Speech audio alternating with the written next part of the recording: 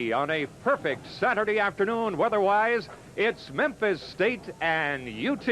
Hello, everybody. I'm Bob Bill. This was supposed to be just a good football game with a lot riding on it, maybe a bowl bid. Both teams looking at that. But the past 48 hours has changed all of that. The demise of Johnny Majors as head coach of the Tennessee Volunteers.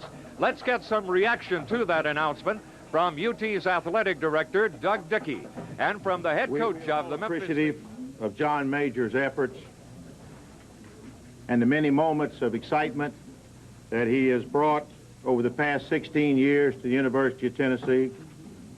And I hope today that all the players, coaches, and fans will join together in Memphis, Knoxville, and Nashville to bring an outstanding display of volunteer spirit to the conclusion of this season with John Majors. We will move to select a new head coach as this season ends and recruiting starts. There is no fixed time on that, and we will make those decisions through the conjunction with the administration of the university as we move to appropriate time. Well, Dave, I don't think it will affect our ball club.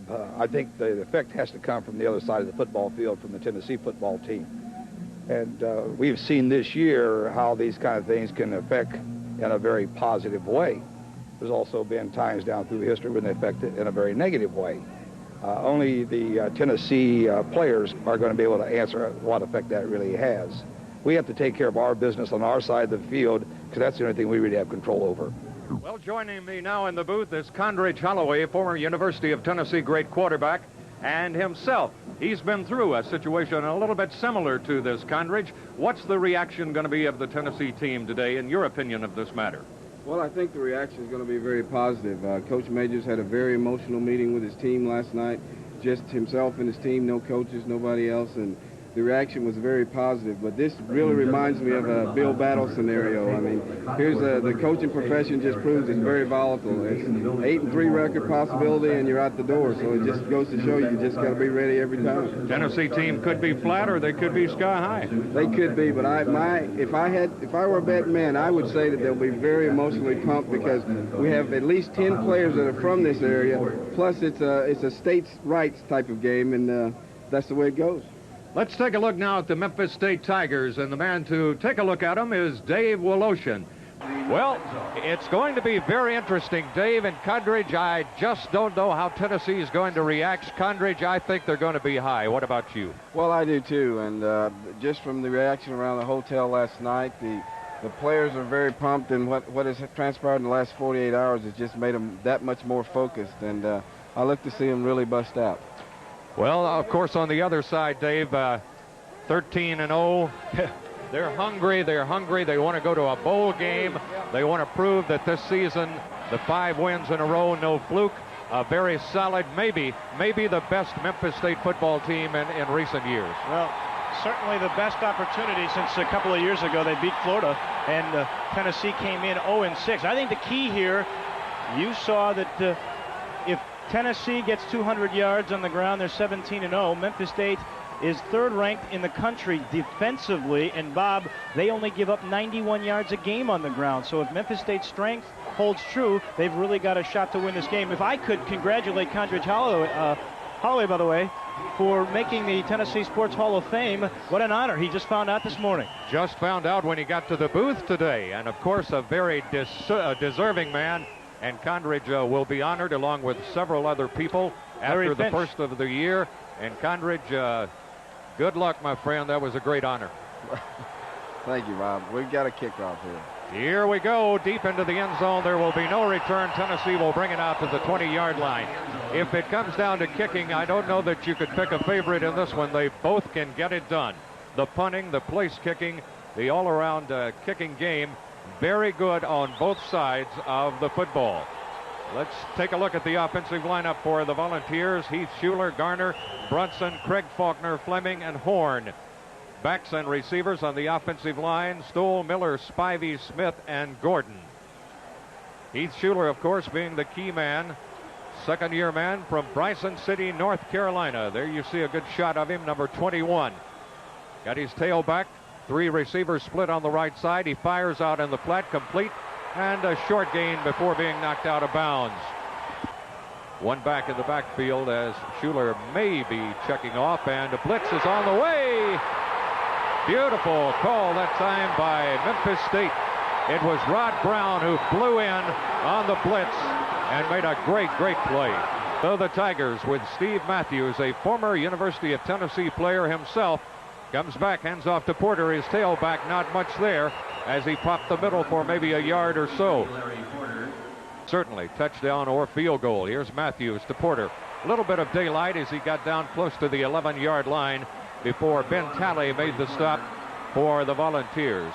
On that fumble, Condridge, you cannot blame Heath Schuler. He was blindsided. James Wilson, Tullis, Surlis, and Kelly. Kelly being the key man in the defensive line for the Vols. The linebackers, Jesse Sanders stepping in for an injured player, and then Reggie Ingram, who is from Memphis, and Ben Talley. For the Vols in the backfield, Steve Session, although Jenkins is probably going to play as much or more than him, Smith, McCluskey, and Parker. Parker being a true freshman. Here's Matthews looking at a 3rd down and 6. Does he put it in the air? Yes, he wants to. He fires for the corner. It is right at the stick and in for the touchdown. Russell Copeland. Well, Condridge, a turnover, which is a killer in any football game, but in a highly emotional game such as this one, a tremendous break for the Memphis State Tigers early. It sure was, and as you started to reiterate before, the quarterback, Keith Schuler, had no idea that blitz was coming. He was trying to get the ball deep to his tailback, and he got hit in the back on a perfectly timed blitz. And this series coming up now is going to play a major factor in this game, because after an emotional start and a big turnover, and Memphis State takes the ball in, Tennessee now has to respond. If they don't respond, it could be a long day. Buffalo will be set to kick off for the Memphis State Tigers, with Davis and Summers deep for the Volunteers. Last time he boomed it into the end zone. This one will be considerably shorter and will be run back out to around the 17-yard line, where the stick is really made out there by Ken Irvin. Kenny Irvin, Ronald Davis. Backup DB, and shows why he should maybe get some more playing time. Psyched up there for sure. Well, it appears early in this football game that both teams are emotional, but certainly the emotion is riding right now on the side of the men in the blue jerseys, the Memphis State Tigers. Possible bowl bid waiting for them if they can pull it off. Schuler pitches back to his tailback. They're trying to get to the corner, and Garner gets up maybe a couple of yards before he is run out of bounds shy of the 20-yard line. We're going to take another look at the Memphis State touchdown, Dave. Memphis State controlling the line of scrimmage. That's the key to this, and if you give Matthews that much time, he's going to find this guy because he has pro potential. Russell Copeland, a big game player. 3 plays. There you see it. Consumed only a minute 26, covering 14. Tennessee now needing to get some offense going, and they do get a little bit going here. Trying to come off left tackle and get up across the 25 to the 26 or 7-yard line is Charlie Garner, the junior college transfer, who has emerged as their #1 tailback. The stop was made by Jeremy Williams coming up from free safety. There's Johnny Majors. Of course, he's been the topic of conversation across not only Tennessee, but all across the country in the past 48 hours. He will coach the Vols against Kentucky next week and then Vanderbilt, and who knows if they go to a bowl. That hasn't been decided. Here's Garner, right side. I don't think so. Not much going there. Very little running room for Charlie Garner. That was a big play for the Memphis State defense, because Tennessee was in a position to respond to the turnover. And on 3rd and short, they did not make it. And whoa. They did make it. They did make it. Condridge, if Memphis State shows with team speed, and I think they may have an advantage there, that you can't turn the corner. I guess you go up the middle. That's what Tennessee has done on the last 2 plays. He made it only by inches. Handing off deep in the eye to Charlie Garner. Big hole across the 40 to the 41-yard line. And the stop is made by the trailing linebacker, Danton Bartow. Bartow, one of the real aggressive players in the South in football. We'll take a look at it right here, Condridge. Just your basic handoff deep in the backfield with a little X blocking up front, and Mike Stoll had a nice block that time, and just a little opening is all that Garner needs, and he can pop through there. He's very quick. You see the season stats on Charlie Garner. Here's Heath Schuler in the I backfield, stands up, fires over the middle. It's complete. A little quick pop over the middle. That's one way you negate the blitz. If you're going to what they call show blitz, fake blitz, you have to be able to get back into your zones. And one way to counteract that is hit the quick pop pass over the middle, which Tennessee just completed, which will make the linebackers play a little more honest. I think they did catch the linebacker trying to blitz, and a good read by Heath Schuler. It was to Robert Todd, the tight end, and in Tennessee's scheme of things, you don't see the tight end that active in passing. Here's the big fullback, Bronson, nothing doing. Memphis State left side defensive line just closed it down as Mario Brunson was unable to get any running room to speak of right there. Mike Davis made the stop that time. We're in the first quarter of play. If you just joined us, the Tennessee Volunteers and the Memphis State Tigers. Tennessee fumbled early in the ball game. Memphis State on a blitz pounced on it and then drove in for the touchdown. The touchdown being a pass from Matthews to Copeland. They lead 7-0. Allison with the extra point. Right now, Heath Schuler is looking at a third down and short yardage situation, and he gives in the middle first down as they go to Mario Brunson, the fullback. Mario weighs in the neighborhood of 250 pounds. And they're moving Condridge on the left side, Tennessee's left side. They feel apparently that's where they can move and maneuver a little better. Well, I think what you saw there was how Heath has grown up. Memphis State's defensive alignment dictated a hold to the left side. I'm sure they had a play to the right side of the field, and they had a good double team block, and it was just a natural hole there because they ran to the bubble. The bubble is where the linebacker's standing off of the line of scrimmage and there's not a guy over the guard. This could be costly. Mario Brunson is a very integral part of the Tennessee offense when the running game's involved. Very seldom is he ever shaken up because he's bigger than most of the defensive players he plays against. Flags fall, and we may have a procedure call against the University of Tennessee here. Either movement or too much time. False start, offense. You heard Jimmy Harper. False start, so it cost Tennessee 5. And that's a crucial mistake. Tennessee made mistakes like that, Condridge, in the South Carolina game. And on 3 successive plays, they were offside. So things like that, of course, come back to the mental aspect of football. And Tennessee obviously wasn't quite in it that day. And that's another mental mistake they just made. 2 integral parts of the Tennessee football team is mental mistakes and being physically prepared. And that's something that Coach Johnny Majors just will not tolerate, mental mistakes. They may have another one. We have another flag down. Schuler was on a keeper that time, but again, there's a flag down, and Memphis State is... False start, offensive change. There it is, 2 in a row. 2 mistakes in a row, back-to-back. Take a look, Condridge. That's right. The entire right side moved over there. Certainly the right tackle was up and ready to go. And Rodney Gordon was a little bit fast on the snap, but you just can't do that. You can't have the middle mistakes when you don't have the explosive talent that Tennessee's used to having. And this Tennessee team is not in a position to turn it on and turn it off. They have to be consistent and play 60 minutes of football. There's not an Alvin Harper or a Carl Pickens out there to catch the passes from Heath Schuler, but there is one complete for a short gain.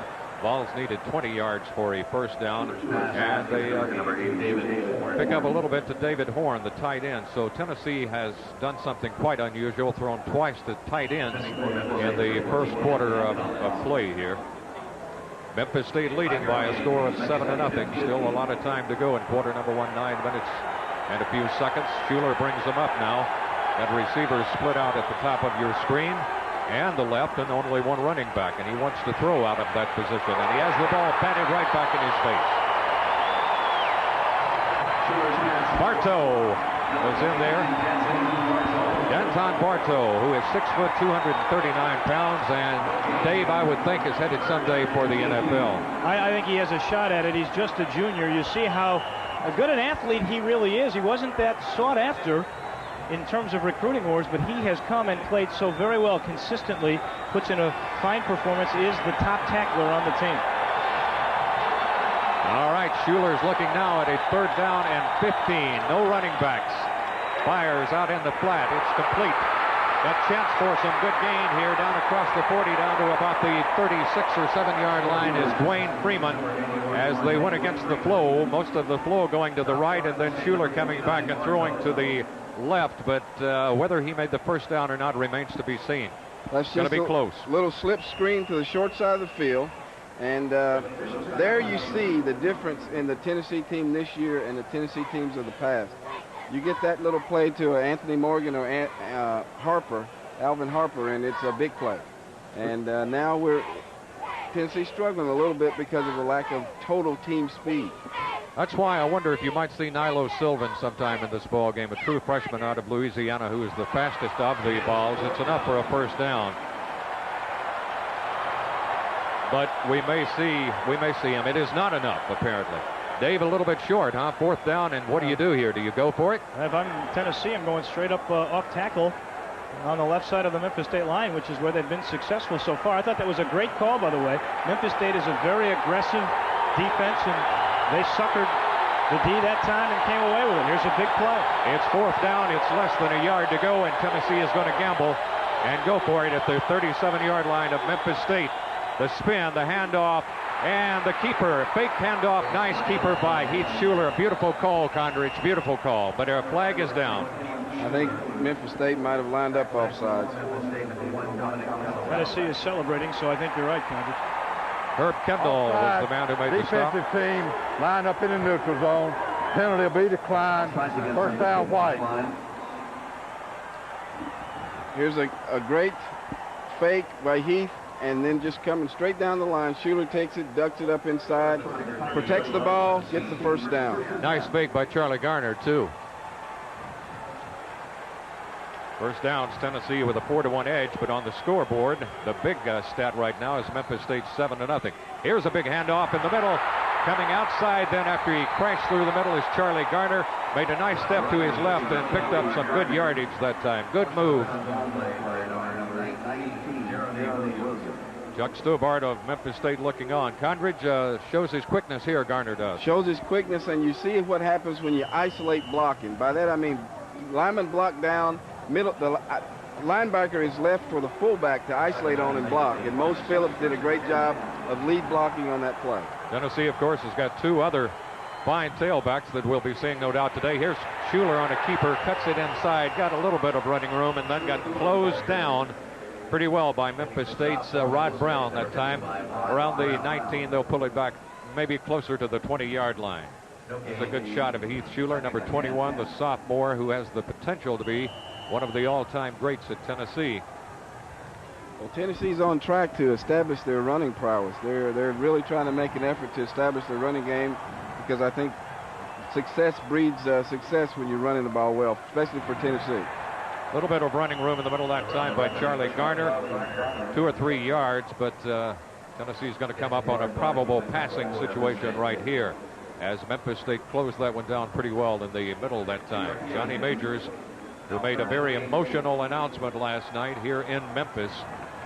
And I guess the way to put it, he was rather combative, rather testy when he made the announcement last night. And how that attitude carries over to the Tennessee team remains to be seen. Right now they're trailing 7-0 on a turnover that Memphis State converted into a touchdown.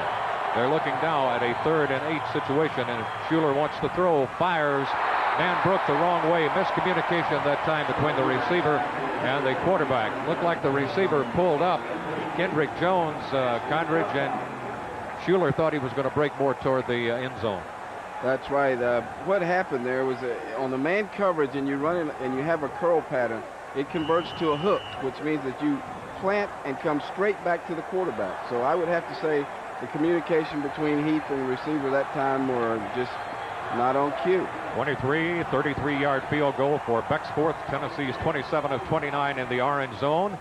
And it's up there, and it is good. So the Vols do get points out of it, but they still trail as Bexforth's 33-yard field goal is up and good. Video seat. You're watching the action from the Liberty Bowl in Memphis with Tennessee trailing Memphis State 7-3. And the Memphis State Tigers are enjoying a 7-3 lead. Memphis State got their break when they called a beautiful defensive play, a blitz, when Bartow rolled in and caused Heath Schuler to fumble the football, and then Matthews wound up on a nice pass in the corner to Copeland for the touchdown. Tennessee drove downfield. Their drive fizzled out, though, and they had to settle for a Bexford field goal. So it's 7-3 football game right now, and Tennessee will be kicking off to the Tigers. Well, gentlemen, any surprises to you so far in this ball game? Dave, what about you? We mentioned one of the keys was that Memphis State would have to punch the ball into the end zone if they got inside the red zone, and they did their first time. But Tennessee did come back and answer with the field goal. So this one, I think, is going to be a wire-to-wire job. Tennessee drove 64 yards in 16 plays, 6:16 in the drive, culminating with the 3 points. Condridge, they tried to establish the run. You expect them to stay with that? I think they might. Talking with Dave earlier, I'm impressed with their team speed from sideline to sideline, Memphis State. Here's Martin trying to break out of there, and he does have a pretty nice return back up to the 20-yard line. In fact, one more man, and he might still have been running. The return by John Martin. Smith in on the tackle for the Volunteers, leading the way that time. And now Tennessee goes on defense, and Mr. Matthews and company go to work offensively for Memphis State. Let's go down to Steve Phillips on the sideline. Steve? Well, Bob, we talked about the emotion of Tennessee. As Tennessee made that drive, the players just sort of stood on the sidelines. I was talking to some of the assistant coaches before the game. They all said they were in shock. That's what the team looked like. There was no cheering, no clapping, even during the big plays. Maybe a little bit more in shock than emotional at this point. Big play by Ben Talley that time on Larry Porter, as the Tennessee outside linebacker smelled that one all the way and jumped all over it. There you see the scoring drive for Tennessee with the 3 points. Officially, the field goal 34 yards by Bexford. So Tennessee is now 28 out of 30 in the orange zone. Memphis State scores almost always in that zone 2. A lot of theirs have been field goals. They have one of the truly great field goal kickers in America. The left-hander stands up and fires. Got his man open up across the 25, 27-yard line. Tennessee's got the ball. He fumbled the football, and Tennessee's going to come up with it. So the breaks have evened out here in the first quarter of play.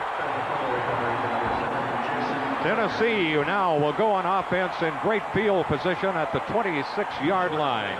You're watching on VIDEOSEAT. Tennessee trailing Memphis State 7-3. By the way, the man who came up with the football that time was Jason Parker, the true freshman safety. I think you saw something there with Steve Matthews, how he's grown as a quarterback. All right, Tennessee now with a big break right here. Let's see if they cash in. Here's the handoff to Garner, bouncing, and finally down to close to the 20-yard line. Most of that was on his own. Jeremy Williams from free safety came up to make the stop on Charlie Garner. Yeah, Garner kind of reminds me of the new prototype running back. Sanders, Smith, short, and can really make quick moves. Here's John Bush now. He thinks it's a couple of years ago, and he's going to go for a 60-yard touchdown trying to get outside, but the ball knocked away nicely, and only orange jerseys around. And Parker on the bottom that time to recover it. Here's a pitch back to Charlie Garner. Had some running room for a second, and then Memphis State did a pretty good job of closing it down pretty close to the first down marker. Charlie Garner getting a good workout, Condridge, early in this ball game. He sure is. And back to the old adage with Tennessee's running game. They're really trying to establish that. And once they do that, and when they do that, they have been successful. 7 carries, 41 yards, Charlie Garner. They pull it back now a little bit further away from that down marker, so they need at least a solid 1 for a first down. Tennessee jumps again. That's the third time in the first quarter of play that the right side of the Tennessee line has been in motion. Ball start, offensive team. What a crucial time for the mistake, too. They needed 1 yard for a first down as Chuck Stobart of Memphis State looks on. Now they pull it back. Now they need 6 yards. 3 times right side of the line, Condridge has made a mistake. Mental errors, and that'll happen with a young team that's gone through the emotional roller coaster that they've gone through. But there's still no excuse for that. You have to curb those mistakes. Pretty obvious they're going to throw it. They have no running backs. Receivers split right and left, and Schuler is back. He may run it now. And he's got the first down and a lot more. The athletic ability of Heath Schuler takes over as he goes inside the 10-yard line. Well, this is a design play, but as you can see, end crashes and there's an outside lane. Good blocking outside when he decides to run. And he's the type of quarterback, when there's a yard to go, he's not going to go out of bounds. He's going to try to get that yard. There's Big Heath Schuler. Has perhaps the mentality of a linebacker instead of a quarterback. He doesn't hesitate to get into the action. Here's Charlie Garner crashing inside close to the 5-yard line. Dave, we talked about, Steve Phillips mentioned in the pre-game about the keys, and one of the keys was containing Schuler. They didn't contain him that time. It might prove costly. Boy, and he got a great block from the tight end, David Horn, on that play. On Rod Brown, who was the guy who made the great play on Schuler to begin with. All right, Tennessee down, looking now at his 2nd down and 5 situation, or 2nd and goal, if you will. Trailing 7-3 and trying to go on top here. Heath Schuler's got his men in the I backfield, and they jump again. That's the 4th time in the first quarter that Tennessee has been in motion. 4 times in the first quarter. This time, though, Dead Condrich, ball, illegal movement, offensive line. it was the left side instead of the right is the only difference. I can say this is just lack of mental concentration, and that's probably what this week has done to this team. It can physically and emotionally psych you up to play, but mentally you have to be into the game, and those mental mistakes like that will kill you. And it's just too many, too often. And it's not, the crowd noise is not that bad, so it couldn't be the crowd noise. They're just not concentrated. So it's 2nd down and goal. This could be a Pass out in the touchdown. flat to Ronald Davis. Touchdown. Memphis, Tennessee native gets into the end zone for the Volunteers. Beautiful call. Little slip screen, and that is so effective against a blitzing team. If you're going to try to catch the quarterback from the backside and you blitz, which Memphis State did, there's nobody out there but one defender for Memphis State, and Tennessee has their whole right side of the offensive line. The slip screen is a perfect solution to backside blitzing. It'll make you stop. Well, the people at Bartlett are happy right now. That's You're not kidding. one of theirs. Here's the snap. The kick is up by Bexford, and it is good. And the Volunteers have taken the lead. Each team capitalized on a turnover and turned it into a touchdown. Tennessee also had a drive for a field goal. Right now, with 3:37 to go in the first quarter, here at the Liberty Bowl, Tennessee is leading Memphis State by a score of 10-7. That drive, after the fumble recovery by Tennessee, 5 plays, covered 26 yards, took 2:41 off the clock, and put the Vols on top with a Bexford extra point by a score of 10-7. Well, this one is giving the indication, gentlemen, of being maybe a little bit more scoring than we had anticipated, especially if the two teams continue to turn the football over. We could have a shootout here. Sure could. But the Tennessee offense now has put the onus back on Memphis State's offense. This is a very important drive for them now. If they come out and reestablish the field position war, we could have a struggle. But this could be a little turn of the tide in this little arm wrestling match here if the Tennessee defense can come up big. And I agree. We've been talking about this being an offensive shootout, but let's face it, both touchdowns have come after the defense made the big plays. All right, here's Chapman. The kick is going to be returnable, taken at the 5-yard line by Patterson. Got a hole. He's through to the 30. Got one man to go, and they're going to catch him finally from behind at about the 42-yard line.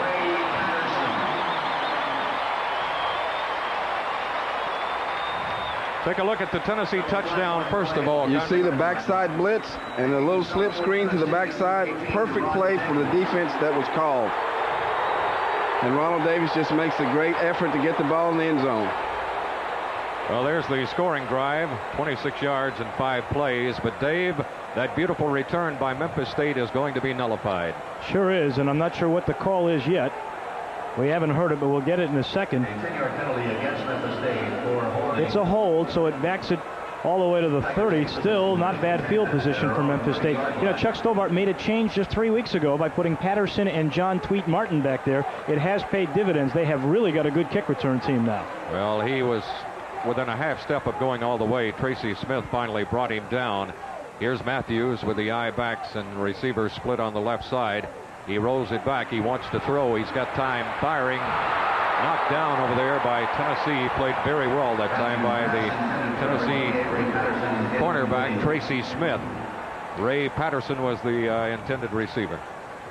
Memphis State going to the air, Bob, because they have struggled on the ground, which is usually their bread and butter. Larry Porter, who likes to get outside, has been unable to do so far, and UT has been able to run 66-0 in yardage on the ground so far this game. All right, here comes Memphis State up. Let's see if they stick with the air game here. Looking at a 2nd down and 10 to go. Got receivers on both sides. They hand it off in the middle to Porter. Not much. He on his own. That was John Martin. He got a couple of more yards after he hit the hole that time, and it was Todd Kelly pinching down from defensive end that made the stop for the Volunteers. Good look at Pouncer. Great crowd on hand. You see Tweet Martin now in. He's the young man we talked about who is on the kick return team. And Memphis State is not hesitant to use either Martin or Porter because both have blazing speed. All right, Matthews looking now at a 3rd down and 6. A big down. He's back. He's being pressured. He fires out in the flat. It's complete. Broke one tackle. Got the 1st down and a lot more. He may go all the way. Down to the out of bounds finally around the 27-yard line. There's a flag on the play back at the Memphis State 40, Bob. John Martin showing that speed that Dave Woloshin was talking about, but they may bring it back. Let's take a look at it. It is a hold.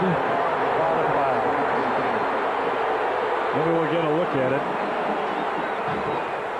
This time, Matthews has no time on the play action. Shane Bonham, the man putting the pressure on him, does get it away, and then watch John Martin do his thing. I'm not sure I see the hold, but you don't get to see the whole field. And then he can really turn it on if he has to. And Tracy Smith, who's made a couple of big plays already, finally did force him out of bounds. You like that hairstyle? That will work. Nice lid. Yeah. All right, couple of big penalties now since Tennessee scored. You know, Memphis State had a great kick return that was called back because of a holding. Now another great play that would have put them in tremendous field position has been called back because of a holding penalty. And a timeout. Steve Matthews wants to take a little conversation over to the sidelines with his coach here and see what they can devise as they look at a 3rd down and 10 situation. I think a good call by Memphis State. Randy Fickner, who is the quarterback's coach, comes over to talk to Steve Matthews, and they may be a bit rattled. They've had 2 big holding calls in this series, or who knows what's going to happen. The great return, then the great screen pass. And so you sit back and you say, guys, you're in this game, just relax, don't worry. The wind that we have right now will be at Memphis State's back and might aid Matthews a little bit in the passing department right here. He could go long and maybe get a little bit of help right now. The wind is pretty brisk. It looks like it maybe at least is 16, 18 miles an hour or so. It's been swirling around during the ball game, but right now it's right at the back of the Memphis State Tigers. You know, gentlemen, we've had mistake after mistake here in the first half. We've had 2 turnovers. Tennessee has had 4 motion penalties and 2 holding penalties against the Memphis State Tigers. So both teams may be a little too tight. What do you think, Condridge? I think there's so much on this game, especially for Memphis State. They've got a bowl bid, and Tennessee's trying to react to a situation they went through this week. So they should be wound up pretty tight. All right, here comes a big down for both of them, and Matthews is back. He's under pressure. He's dropped. Shane Bonham, 6'4", 270 pounds, roared in. That's 2 plays in a row. He has really put pressure on the quarterback. This time he got to him. Matthews had no time, and you're right. That's the 2nd time in a row Bonham has warned Steve Matthews. Once he was able to get it away, but not this time. Buffalo will be in punt formation for Memphis State. Sean Summers will be back to receive. The wind will be at his back. It's a low kick, and Summers wisely gets away from that one. It goes out of bounds. Actually got a pretty decent Memphis State bounce and then went out of bounds, and Tennessee will take over. Buffalo was very lucky, Bob, to get 44 yards out of that punt because of the roll. He shanked it. I think it went right off the inside of his foot. We'll take a look. Oh, yeah. Came right across that one. They spot the ball on the 35-yard line, and at that point, Tennessee takes over, leading in this football game late in the first quarter. 1:55 to go by a score of 10-7. Heath Schuler Still operating, of course, at quarterback. Nice fake in the middle, and then a long, deep pass had his man there, Ronald Davis, but the pass was off the mark. Davis had 6 if he had gotten that one to him, Condridge, on time. Well, this is just an instance where, Ronald hadn't played a whole lot this year, and he just spent too much time trying to get off of the defensive man. It was a well-designed play, good play-action fake. Schuler had a lot of people fooled, but Ronald just took a little bit too much time getting off of his defensive man. Is he getting more PT today because he comes home to Memphis? That could have something to do with it, especially when you're trying to recruit in this area. It's a pass out in the flat. It's complete. It's going to be short of a first down. Complete to Corey Fleming, but he's going to be dropped somewhere just across the 40-yard line. In first downs, UT a 6-1 advantage right now. Take a look at this play, Condridge, from the end zone angle. Just a little quick hitch pattern, and with a receiver the size of Corey Fleming, that's a good high percentage play because most defensive backs are smaller, and if he can break one tackle, you can turn a 5-yard play into maybe a 15 or 20-yard gain. Corey Fleming was not only an outstanding quarterback in high school, he was an outstanding basketball player. He's 6'3", all-around good athlete. Here comes Rod Brown blitz. On the blitz, yeah, and they're running right into it, but they got by the blitz. Fumble picked up by Tennessee. And the Vols get a break on that one. Aaron Hayden dropped the football. A Volunteer picked it up. Looked like Rodney Gordon, or was it Ryan Patterson? Ryan Patterson picked it up very alertly. It could have been a real disaster. Take a look at it. That was just a good stick right there. The helmet was right on the ball. I'm going to tell you, that's some good athletic ability for a big lineman there. Ryan showed a little bit of athletic skill there. Impressed me with how quick he was. It may have been Brian Spivey. We may have given credit to the wrong man. Spivey, as we look at the replay, may have been the key man there. Here's Heath Schuler turning, faking, rolling, and throwing. Nobody there. Busted play on that one. Somebody, either the quarterback or the receiver, a lot of miscommunication intended for Mose Phillips. I'm not sure Jeff Sawyer didn't maybe touch that football. Well, I think Heath Schuler was getting rid of it because he saw so much pressure and there was nothing developing. The deep pattern was covered. The underneath man hadn't really got a chance to get into the pattern. Instead of taking a loss, he took a shot anyway, so he just got rid of the ball, did lose the yardage. Beautiful stadium here and a nice facility to broadcast from, but we're way up there. It's kind of like looking down from the Sears Tower up here at the football players. Here's Heath Schuler rolling back. Here again seems to be just a total breakdown, a busted play once again. That's a flag for a trip. The defensive lineman from Memphis State was down and lifted up his foot and tripped Schuler, and you can be sure they saw it. That was Pat Jensen who did that. I think they call holders. If that's the case, Memphis State gets a break. Schuler's going out of the game. I think he got kicked and he's got a bruise. It was a hold on the offense, gentlemen. That's what they called. Memphis State will decline it. They'll take the sack. I guess you give it to Jansen, and I think Memphis State gets a major break there. Got away with a trip, perhaps. It looked like maybe it was right on the shin bone, Condridge, and if so, that's very painful, and it could be a real problem for the Tennessee Volunteers. Jerry Colquitt has come in at quarterback as Schuler went limping to the sidelines. Hopefully that's something that a little ice will help. All right, it's third down and a country mile here. And that's the end of the quarter. Before we get back to action here, we remind you, video seats, you're watching the game from the Liberty Bowl Stadium with the Tennessee Volunteers leading 10-7. The action, it's a perfect day for football. Temperature around 60 degrees as we got underway today. A little too breezy perhaps at times, but so far it hasn't had an effect on the football game. But for the fans, just a perfect day. Two in-state teams going after each other. Memphis State trying to win for the first time ever against Tennessee. The Volunteers 13-0 in the series. They both have had their share of mistakes and misfortune here in the first quarter. Now, before we go to the second quarter, let's go down to Steve Phillips. And fighting like cats and dogs, and this was the scene that was happened before the game, and again right now, Smokey, the Blue Tick Hound of Tennessee, after Tom 2, the Tiger for Memphis State. Wouldn't be much of a fair fight. Certainly wouldn't be as good as this football game.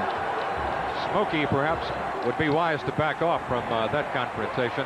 Here's Colquitt throwing long. Incomplete, almost intercepted. It was intended for Craig Faulkner. It looked like Condridge for a moment, Faulkner might break open. Then it looked like Memphis State might come up with the interception. Well, you know, Ronald started off to the inside of the field. I think what you mentioned earlier in the game, that the wind factor played a part in that throw, because a right-handed quarterback throwing to the right side of the field, the ball will drift to the right. With this wind blowing, it pushed it right over, almost out of bounds. Herb Kendall had pretty good coverage on that one, too. Indeed. I said Faulkner, it was Ronald Davis. Now in punt formation, Hutton is back there. The left footer gets it away. It's going to be returnable. And out across the 35, 36, 37. A pretty decent return that time by Russell Copeland. It's been pretty one-sided so far. Tennessee had the ball 11 minutes and 4 seconds. Memphis State under 4 minutes at 3:56. It'll be interesting to see what happens with Schuler. He was 6 for 9 for 45 yards. He had done a good job of running when he had to. And Colquitt coming in could hurt the cause for Tennessee. Perhaps Steve will be able to find out the extent of the injury down on the sidelines. But right now, Memphis State has got the football. Matthews turns, gives off to his first man coming through. A little bit of room that time for John Martin to get about 3 or so before he is dropped. Dave, I think the inability of Memphis State so far to establish a run has been their problem here, and I kind of have a feeling in this series they got pretty decent field position to try to establish that. I agree with you. They were -5 yards in the first quarter on the ground, a total of only 21 yards. UT 109 yards. I think what's surprising here for Memphis State anyway is they've tried to get outside on the ground and have been unable to do so. All right, Matthews at quarterback. Rolls back. He wants to throw. Fires. Complete to Cody. And Cody is knocked down after a nice gain into Tennessee territory to the 45-yard line. Cody just came in on the previous play. Brought it in from the sidelines. Matt Cody doesn't have all that many catches, 7 on the year, but already 3 touchdowns. He likes to go inside in the middle, not afraid of contact when he gets there. He's a gutty little guy. That's only the second Memphis State first down, by the way, this game. Well, I tell you what, I'm impressed with the play of Steve Matthews so far. I saw him 2 years ago, and this is not the same quarterback that was at the University of Tennessee. He has matured, and he understands what he is doing, and what he's done with the Tennessee defense. He's made them walk their linebackers out on cover 2, and if not, he hits the hot guy, and he's really matured as a quarterback. James Wilson made the stop that time for Tennessee, but a flag now. Offensive team. Illegal motion against the Memphis State Tigers. Tennessee may decline right there. While we've got a moment, we want to remind you that the announcers for this game have been contracted for and approved by the University of Tennessee and Memphis State. Any use, rebroadcast, or other transmission of this game without the written consent of host communications is prohibited. 13:33 to go before halftime. Tennessee leading Memphis State by a score of 10-7. Memphis State Tigers with the football, and it is backed up to midfield, so it makes it a first down and 15 situation to go. Matthews wants to throw, being pressured. Screen out here on the left side, and good running room down into Tennessee territory to the 40-yard line is Larry Porter. In fact, he crossed the 40 and maybe closer to the 39 where they put him down. Condridge, isn't this similar to what they did with Ronald Davis? Tennessee did on the other side? Except they used a little play-action fake, and they threw underneath to the back. They didn't run it out wide with the receiver, but the same area and the same results, basically. And Larry Porter can get outside. He has about 1,500 career yards now. He's 3 100-yard games this season. He is Memphis State's bread and butter. That was Parker who came up that time with an assist from Smith to make the stop for Tennessee, but not until 10 yards had been picked up. Here's a handoff in the middle. This will be the first down and more as Larry Porter dances across the 35 to about the 33 or 32-yard line before he is dropped by Tullis. Let's go down for a report on Heath Schuler to Steve Phillips on the sidelines. Bob, Mike Rollo, the trainer for Tennessee, says that Heath Schuler has a thigh contusion. Just a bruise on his thigh. Nothing serious. He's taking snaps, loosening up now, running up and down the sidelines. He'll be in on Tennessee's next series. All right, thank you very much, Steve. Good news for the Tennessee folks right there. You know, Bob, from past experience, when the huddle breaks up, when everybody's hurt over there, they're okay. If not, they stay in a huddle. Nice defensive play that time as they break through and drop. Todd Kelly came roaring through to drop Porter in the backfield that time. Todd Kelly, of course, it appears will be a first-round NFL draft choice. All year long, Memphis State has been able to get outside with their offensive team speed. But look at that, Todd Kelly shut him down. Smokey looks over the entire proceedings here. I'm not sure he's that interested in the game right now. More interested in the crowd here, I think. Here's Matthews now looking at a second down, about 15 yards to go for a first. As he put it in the air, no, he hands it off to Porter, and Porter is dropped again by Jeff Tullis. This time coming in from defensive tackle Toolshed. Roars in to make the stop for Tennessee. Bob, you said in the open the defensive line would have to do the job, and they have. Nowhere for Porter to go. He tried to make something happen, but Tullis said no way.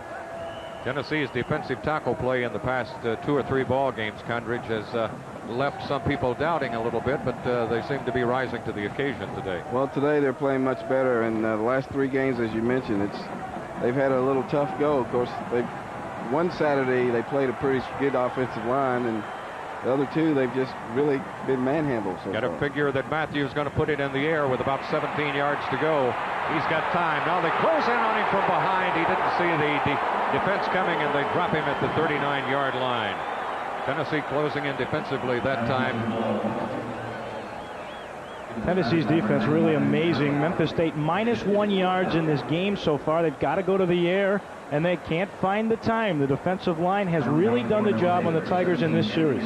That was Reggie Ingram, who is from right here in Memphis, along with Ben Talley, who made the stop for Tennessee. And now the Memphis State Tigers will go into punt formation. Buffalo back at his 45 and steps forward. No rush by Tennessee. Gets his kick away. In fact, the ball's back away from it. It is a poor kick, and it's going to bounce back up. Take a Tennessee bounce across the 25-yard line. Here on VIDEOSEAT, you're watching the action from Liberty Bowl Stadium in Memphis, Tennessee, with the Volunteers leading the Tigers 10-7. All right, Tennessee takes over now. Let's see if Heath Schuler is in there at quarterback. That punt covered only 14 yards. Bob, that was Andy McWilliams, who is the pooch punter, who came in to kick it, and it slid off his foot, much like it did for Buffalo on his first punt attempt.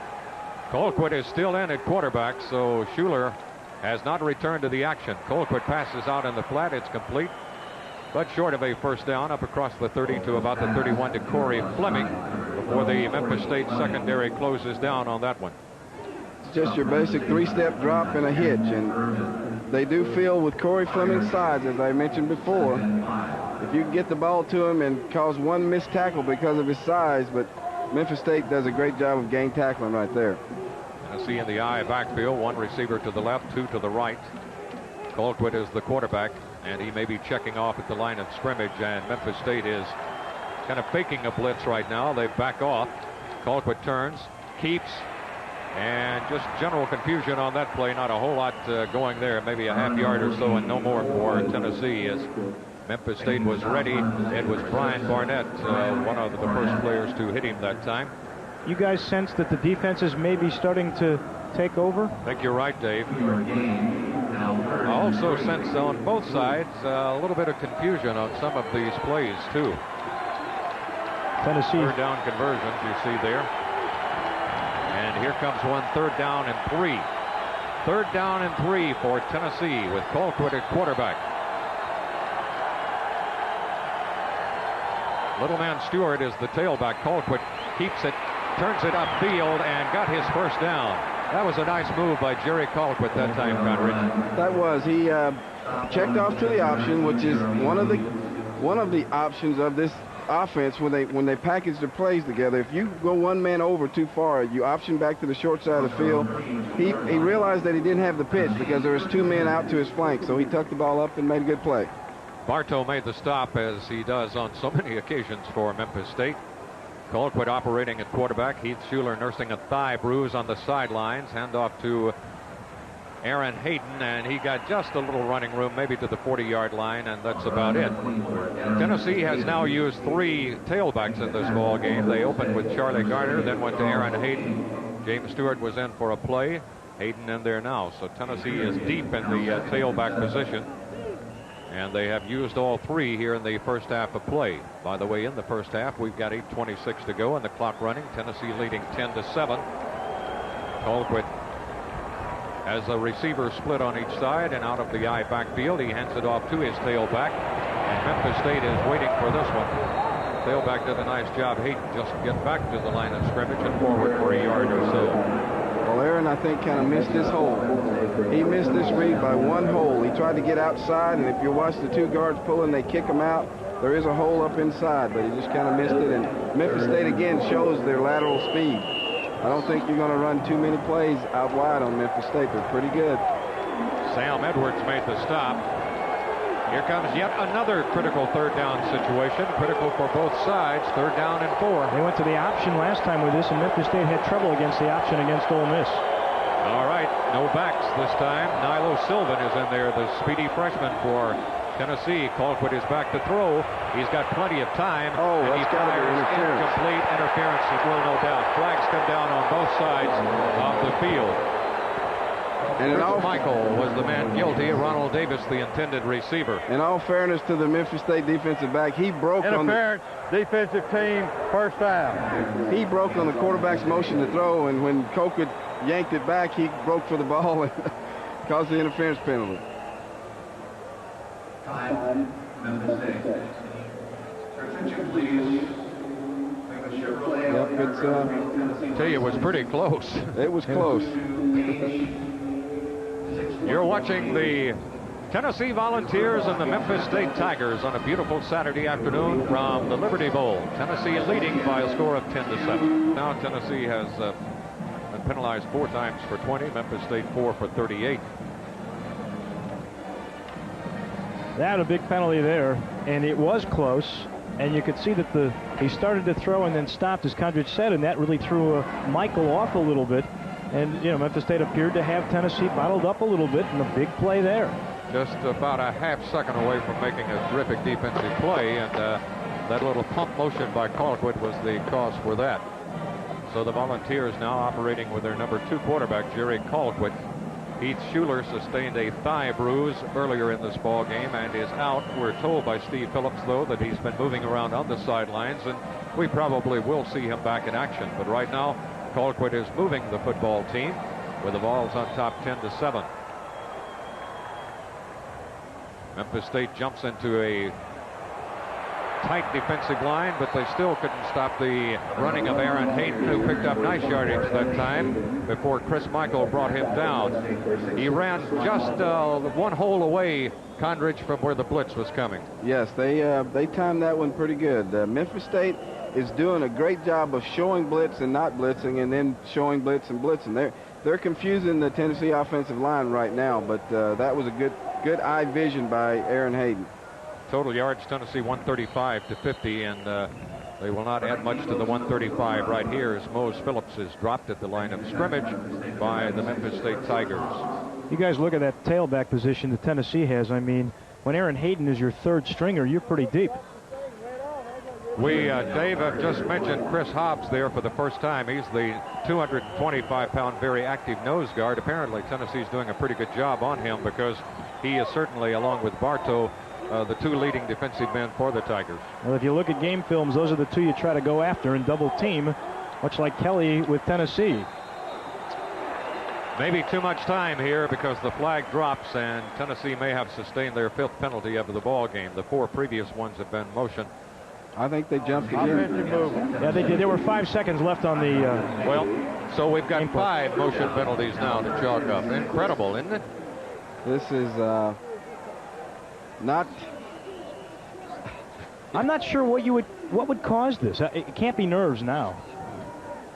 Oh, there you go. Yep, just got too much on his front hand. There's just a lack of concentration, which this past week could probably do that to you. So instead of being in great position at 3rd and 1, Tennessee is now 3rd and 6. Here comes another critical one. Across the middle, the pass is incomplete. It was wide open. the receiver, but it was just too high for Corey Fleming. Even with his great jumping ability at 6'3", he could not reach that one.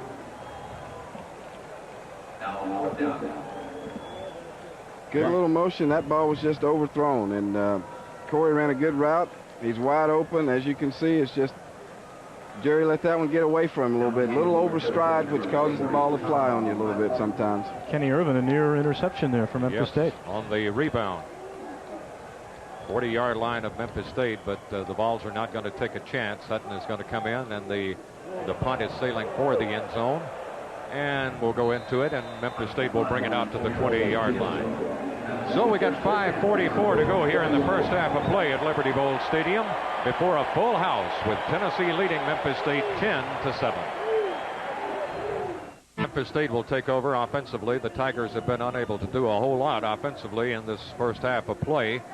They got their touchdown after a blitz and causing Heath Schuler to fumble the football, and then scored on a short pass from Matthews to Copeland. But other than that, they pretty well bottled up. Here's a pretty decent game this time. Coming off their left tackle and guard is John Martin, and he gets up across to about the 27-yard line. John Martin getting a lot of playing time today. He had a terrific game against Tulane, and Chuck Stobart now has new confidence in him. He's not real heavy, but he does have a great first step and a half. Jesse Sanders filling in at linebacker for the injured George Kidd. Sanders came to Tennessee as a running back, as did Kidd for that matter.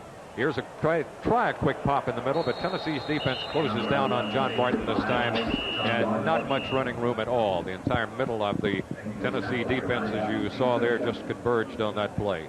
Chuck Stobart trying to figure out a way to get that ground game going. He's got the two great tailbacks, and I'm a little surprised we haven't seen either Leon Bosby or Marcus Holliday up the middle as the fullbacks, because they are a little bit tougher, and you might need that against this Tennessee interior. Tennessee's got Paul Yatkowski in there defensively right now, and he was in on that tackle. Here's Matthews back to throw, getting severe pressure, and they crush him down at the 12-yard line. Tennessee had 4 men all over him that time, including Ben Talley, Paul Yatkowski as well. Let's take a look at that one on the replay right here. This is exactly what happened to Memphis State in the first half against Ole Miss last week. Straight drop back passing, and Matthews had no time. They tried to sprint him out a little bit, and then they ran to the corners against Ole Miss last week. I don't know if they'll be able to do that against Tennessee. Their defense is superb thus far. That was a great rush by Paul Yatkowski, and I told him if I ever get a chance, I'll mention. He's from Winnipeg, Canada. Long ways away from home, huh? Well, this is a hot day for him then. Here's a nice high kick this time, going away from Summers. No chance for a return, but Tennessee is going to wind up in very good field position right here. And we'll see who comes in at quarterback as the Vols lead 10-7. You're watching the action on Video Seat from beautiful Liberty Bowl Stadium in Memphis.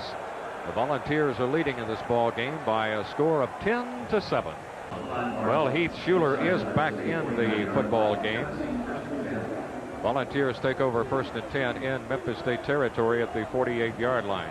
Johnny Majors, who's been the hot topic of conversation recently. Nice fake in the middle, and Schuler goes long. Got his man down there. Beautiful catch.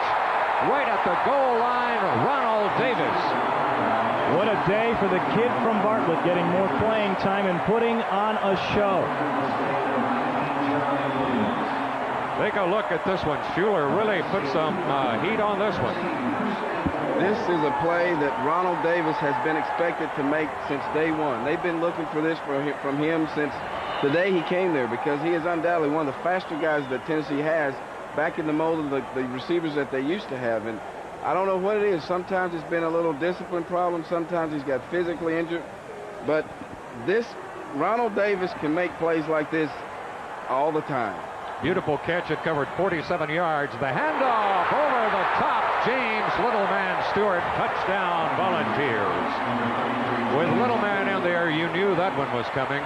He's the specialist when it gets down inside the 5-yard line and going over the top. And Dave, there's not much defensively you can do about that. No, and Memphis State appeared to be adjusting very well, but the big play has really cost him. And man, does this guy get some elevator time or what? Not only that, but what he does do, he's technique-wise, he's so perfect. He gets up in the air, gets his body turned away from inside pressure and has the ball tucked. It's hard to get it out, and then once he gets up with that hang time, it's 6. Becksport's kick is good. That was a rather quick drive. It covered 49 yards in 2 plays, took a grand total of 28 seconds. I was going to say that 3 minutes and 15 seconds to go, just past 2:30 here. This was the quickest first half I ever saw, and very little scoring, and then that big play, and all of a sudden Tennessee has so much momentum going into the break. Let's go down on the sideline. Steve Phillips, our man down there. Steve? I was going to tell you that Heath Schuler was okay, that he just didn't go in the last series, but I think that obviously what I was trying to tell you earlier, Heath Schuler was okay, but I think that just proved itself on the field. The coaches apparently decided not to put him in the series before. It is not as good news, though, for Mario Brunson. The fullback has a sprained ligament in his right knee. He's on crutches on the sidelines. They will examine him at halftime. He is not expected back in this game, Bob. Okay, thank you. Of course, Mario Brunson's running ability is not his great asset to this football team. He is a fantastic blocker, though, Condridge, and he's like having a big guard in the backfield, and Tennessee has no one, quite frankly, who can replace him with that ability. They don't have a person that can replace his blocking ability, but they do have a guy in Mose Phillips that gives them a little more diversity. There you see, as the people in the truck tell us, the angle that we're seeing it, and that's why I said it's like we're on top of the Sears Tower here. Here comes another great run back by Memphis State. This one all the way up to close to midfield. Beautiful run by John Martin. No flags are down this time. I was just going to say, finally, no mistakes and a great return, and Memphis State really needs to pick up some momentum because they have to be flat after the big play that Ronald Davis made. And look at him. He makes a great move here. He might have gone all the way if he hadn't gotten turned around. He had some good blocking by Memphis State to begin with. Look at that hole. Drive a truck through that. That was tremendous blocking by State. Here's the handoff. Nothing doing. Tailback got dropped in the backfield that time. John Martin was tripped up as Tennessee submarined in on him that time. Shane Bonham was at the bottom of the stack that time. Well, one thing you can say about the Tennessee defensive tackles, after 3 weeks of having their own momentum, have them pushed around, and they're really staying at home now. Kevin Mays is in the ball game too right now for Tennessee. Big number 96, who missed all the first half of the season recuperating from knee surgery. He weighs about 285, so he gives them some muscle in there. A little bit of running room. Fumble football, but I think the ground caused that fumble. John Martin will be ruled down. He was down and had twisted and turned when the ball squirted out. Tennessee's last drive, as you see, took only 2 plays, one being the 47-yard pass, and then the 2-yard run by Stewart, covering 49 yards and the grand total of 28 seconds. It's 17-7. Memphis State now needing to do something offensively here. And let's see if Matthews can get his team going. He's looking at a big 3rd down situation. He needs about 6 to get to the sticks.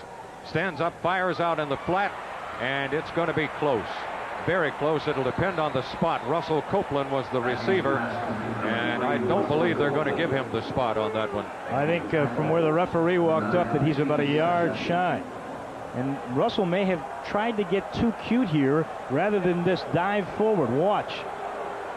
He's very close to the 1st down. If he dives, he might have gotten it. And then the great defensive play by Session, and he's knocked backwards, and he's shy of the 1st down by over a yard. Steve Session made the play. It appears Memphis State may go for it on 4th down and 2. Is that a wise decision, Condridge? Well, Memphis State is in a position where they feel that they can take a chance, but don't be surprised if they don't snap it and try to get them to jump off sides, because everybody's been jumping all day. No, they're going to try to run it, and it's going to be very close. Larry Porter dove at the last second, and it will be too close to call.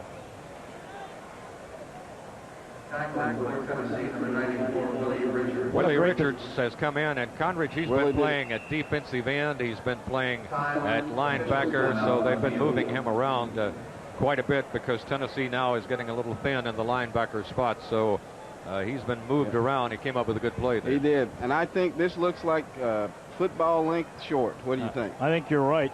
And that means that Tennessee will have 56 seconds with which to work. Well, in our view from the blimp here, I'm assuming you guys have got good eyes here, and you do.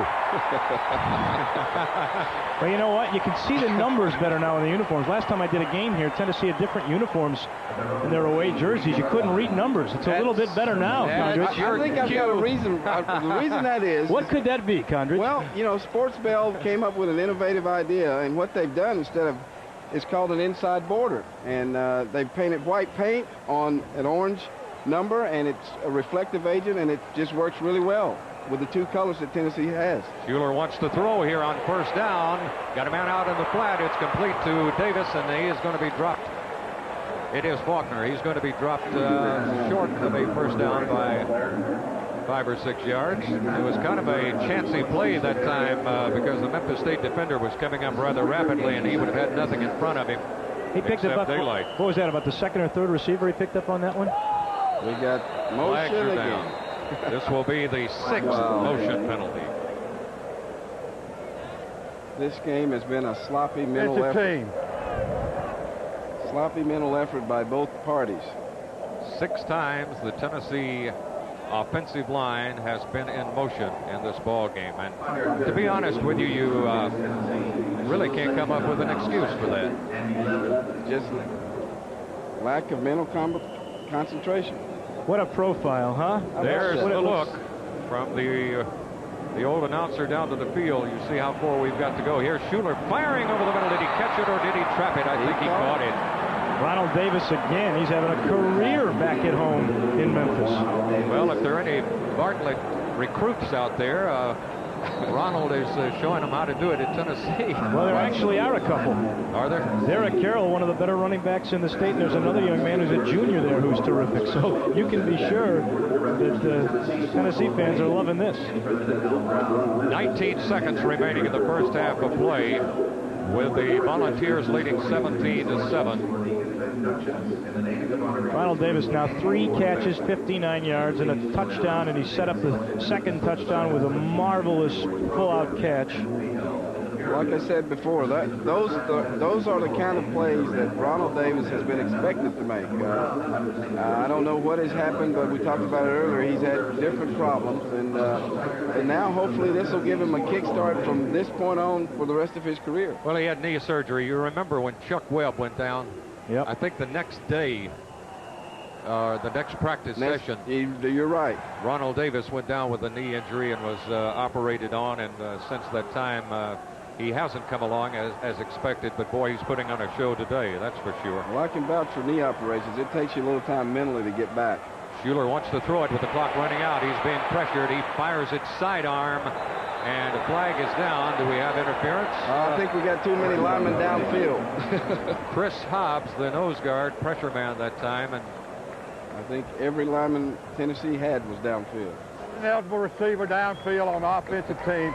5-yard penalty. Replay the down. That's the 7th penalty on the balls. 6 of them have been motion penalties. This one, they sent everybody in an orange uniform down the field past the line of scrimmage. Well, they had a screen play called, and Schuler wasn't able to get rid of the ball on time, which linemen get antsy and they want to go block somebody, and you get downfield on them. Tennessee would like to get it into field goal range right here with 13 seconds to go. They've got a first down and 15 situation as we near the end of the first half of play. Schuler turns that gun loose, and he had a man running free down there, Faulkner, but couldn't quite connect with him.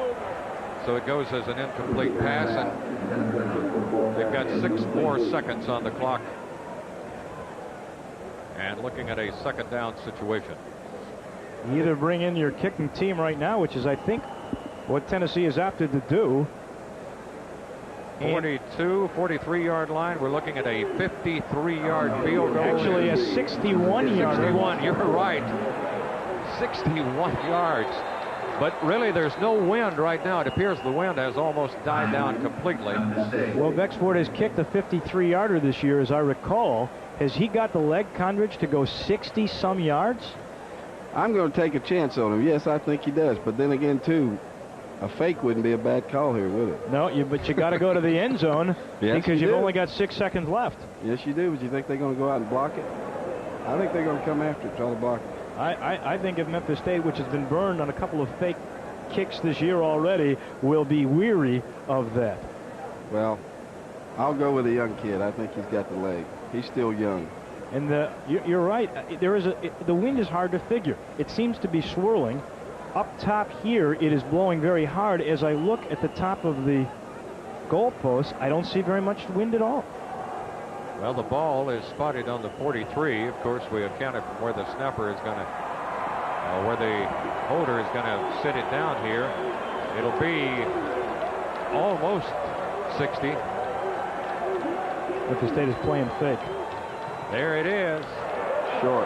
And he's not going to make it. He's going to come up a little bit short and off to the side. But good effort, though. What did you have to lose there? Good effort. So it's halftime here at the Liberty Bowl in Memphis, Tennessee on a beautiful Saturday afternoon. Two in-state rivals going after each other, both hoping to be in postseason play. Memphis State's got a game left with East Carolina. Tennessee's got Kentucky and Vanderbilt, two more big rivals coming up after this one. And, of course, all the controversy surrounding the Vol program this past week.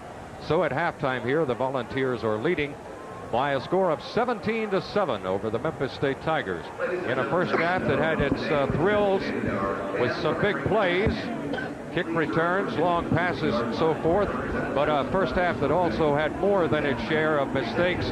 Most of them, to be honest with you, just as Condridge and Dave pointed out, mental mistakes. Tennessee 6 times in the first half in motion.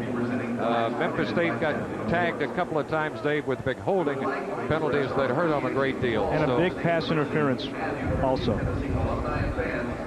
17-7 is the situation here at halftime, with the Volunteers leading in this ball game. A victory today by Memphis State would have put them perhaps in real good position, or will if they can pull this one out, for the Independence Bowl. Tennessee has been mentioned with, among other bowls, the Hall of Fame Bowl down in Tampa, Florida. So that's also a possibility for the Tennessee team. So there's an awful lot riding on this ball game. It's still very difficult, I think, after watching Condridge move on in here, as after we watch the first half, it's still a little bit difficult to determine how Tennessee is playing emotionally because of the mistakes that have been made on both sides. But defensively, they're doing the job in stopping the Memphis State run. I think they are, because I think the emphasis has been put on their 4 defensive tackles that they rotate in and out. And the last 3 weeks, they have really been maligned because they've just been manhandled. They've been pushed all over, and I think they're playing much better today. We'll talk some more here in a second. Right now, let's go down to Steve, who has one of the coaches. Steve? Bob, thank you very much. Coach Chuck Stobart down 17-7. A turnover and a big play really hurt you. Yeah, long pass really hurt us right there in the turnover. Other than that, we're in this football game. We just got to come back like we did last week, play hard this half here, and we got to get some big plays. We got to get the ball downfield, too. Want to get some offense. I know you didn't get a sustained drive that you wanted. No, we had one started there, and then we had the loss on first down. That hurt us. But all we need to do is come back, and we got to create some big plays. Coach Chuck Stobart, thank you very much. Good luck second half. Thank you. Coach Chuck Stobart of Memphis State. An interesting little almost altercation in the tunnel as I was trying to find Coach Stobart between one of the Memphis State players and Heath Schuler, the Tennessee quarterback.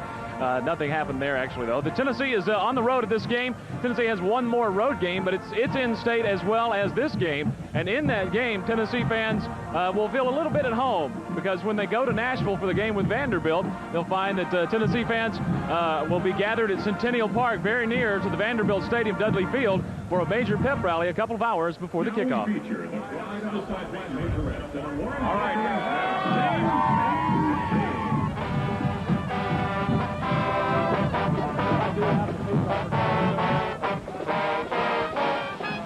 If you've been to a UT game in Knoxville, these scenes are familiar. But on the road, the fans in orange are usually in the minority. Middle Tennessee Big Orange president Scooter Clifford noticed that while on the road for the Georgia-Tennessee game. You kind of get there and you get in with the other folks' crowd, and a few of us that went to that game just felt like it would be fun to go to an away game and have an organized tailgate or an organized pep rally, have a place to go for people to talk and meet and just have a big group of Big Orange folks. And he means a big group. Some 8,000 to 10,000 UT fans are expected for the pep rally 2 hours before the kickoff of the Vols game with Vanderbilt in Nashville, November 28th. The team hopefully will pass through on the way to the game. Hopefully we'll have a bunch of folks there to cheer them on as they go through. And there'll be some visits from the staff members and other folks, other official people, to come by and say hi to people in the crowd. In addition to the cheerleaders and the band, this pep rally has a cause. Donations will be accepted for the Tim Caron Trust Fund, the Vols trainer who died last August and is remembered by the Shamrocks on Tennessee's helmets.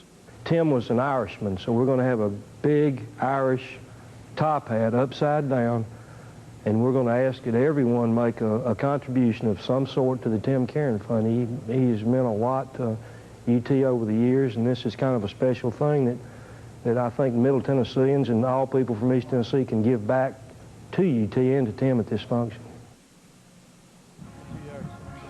And that will be, of course, before the Vanderbilt game. We can't give you an exact time because we don't know if the game will be televised or not. If it's televised, of course, they will move the kickoff time back to 11:30. The pep rally will start at 9:30. If it is not, and it remains a 1:30 kickoff, then the pep rally will start at 11:30. And, of course, they will have some food there for about 2,000 to 3,000 people, but they say they're expecting 8,000 to 10,000. So if you would plan on going to Centennial Park for that one for Tennessee fans, you might want to take your own food. There will be a place to park very near the stadium at Centennial Park.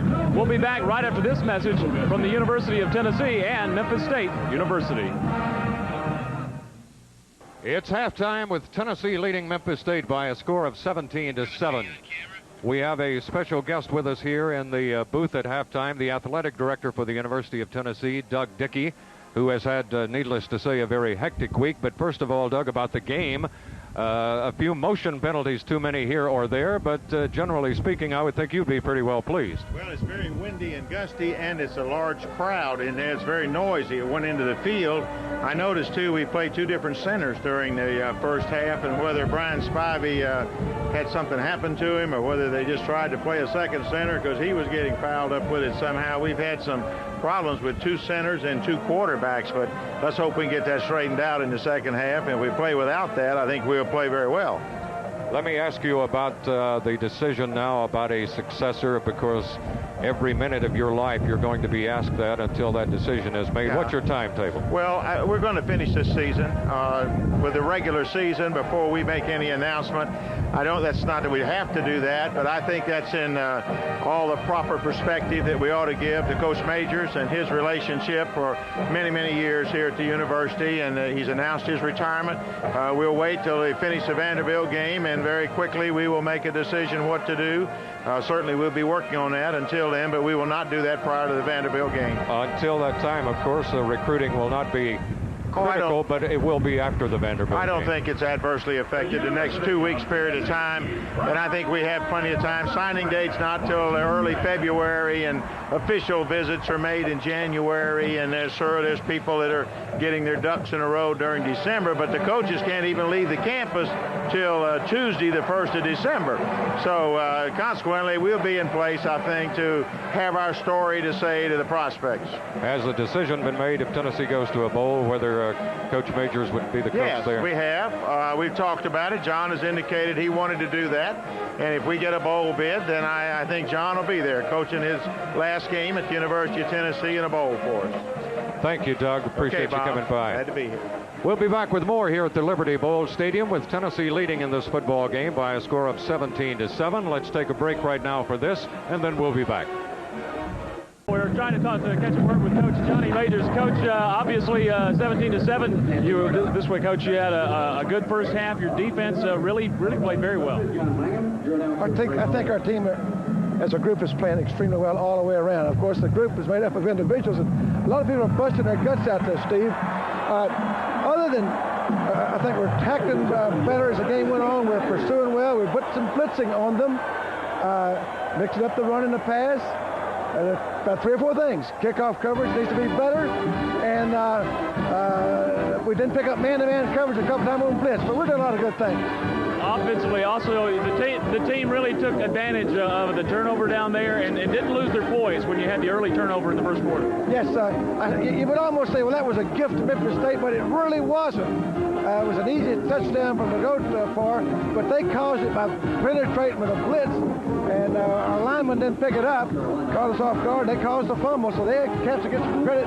We've got to do a better job for that. But, yeah, we kept our poise and came back, and we're leading now. We have 30 more minutes to play. I hope that we come back and attack them like we did the first half. Coach, thank you very much. Good luck in the second half. Coach Johnny Majors of Tennessee, back to you in the booth. Okay, thank you very much. The score 17-7, and in the first half of play, let's take a look at the highlights, Dave and Condridge, here in the first half, at least the touchdowns here. Memphis State did draw blood first. They got a break on a great hit by Rod Brown. The ball was coughed up, and then look at the times that Matthew has. He, with poise, finds his favorite receiver, Russell Copeland, in Memphis State, with that quick scoring drive, made it 7-0 in a hurry. Well, he just makes a little rollout, and what happens is they're blitzing from the backside, Memphis State is, and Tennessee takes advantage of that by throwing a little slip screen to the short side of the field.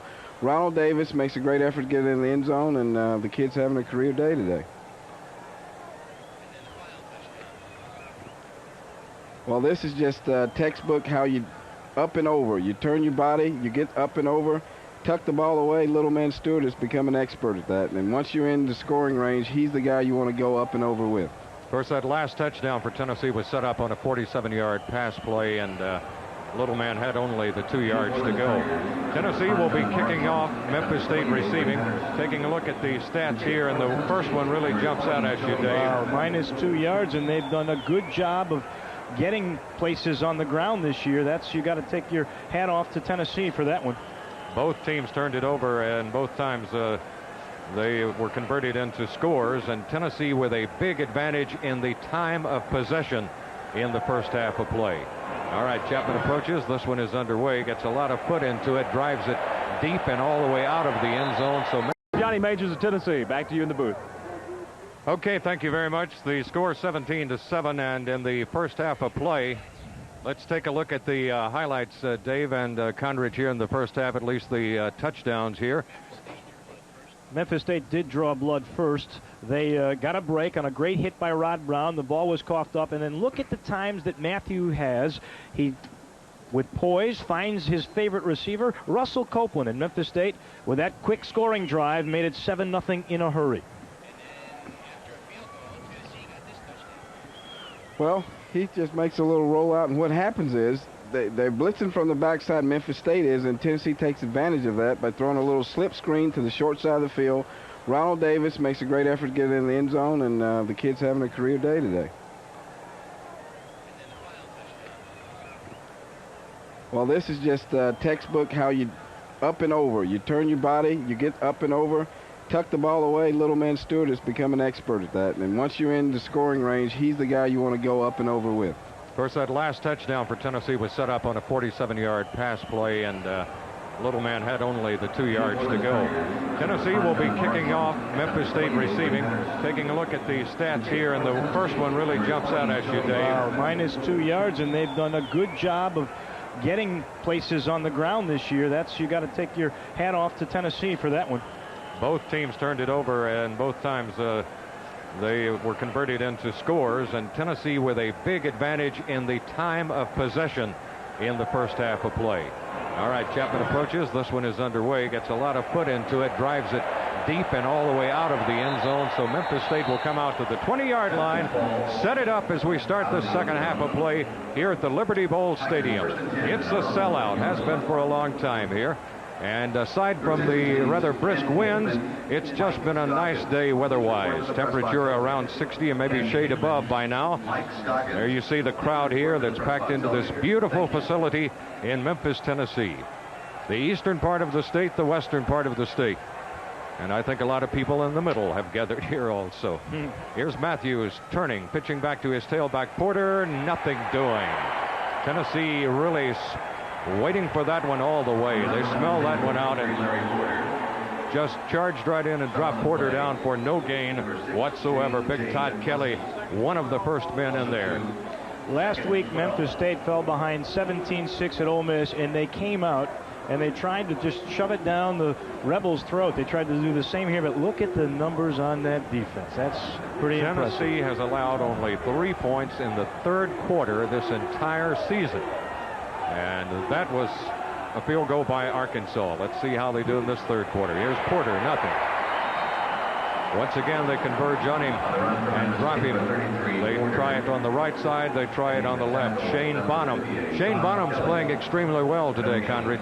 He sure is. And we've talked about the tackle play for the last 3 weeks. And I think they're redeeming themselves in this game. They've changed their thinking a little bit. They're not so much concerned with rushing upfield as maintaining their lanes and maintaining their leverage on their men. So their own momentum is not getting them blocked now. Tigers can't get outside those ends. That's the key. Now they're forced into a passing situation at 3rd down and 12, so they're now in the game minus 4 yards in running and nothing on this one. Tennessee had that one defensed absolutely beautifully. Ben Talley. Take a look at Talley, the linebacker, roaring in on this one. Again, they try to catch them with the pursuit. It's the screen that worked before. It wouldn't work that time. Against the grain, nothing happened, and Buffalo's going to have to come in and kick from his end zone. He's averaged only 30 yards a punt. You got to question a play-action pass on 3rd and long. All right, Buffalo gets off a pretty decent punt. He averaged only 30 yards in that first half. Here's Sean Summers. Good running room down to about the 36-yard line. Tennessee's going to be in beautiful field position. Chris Michael made the stop.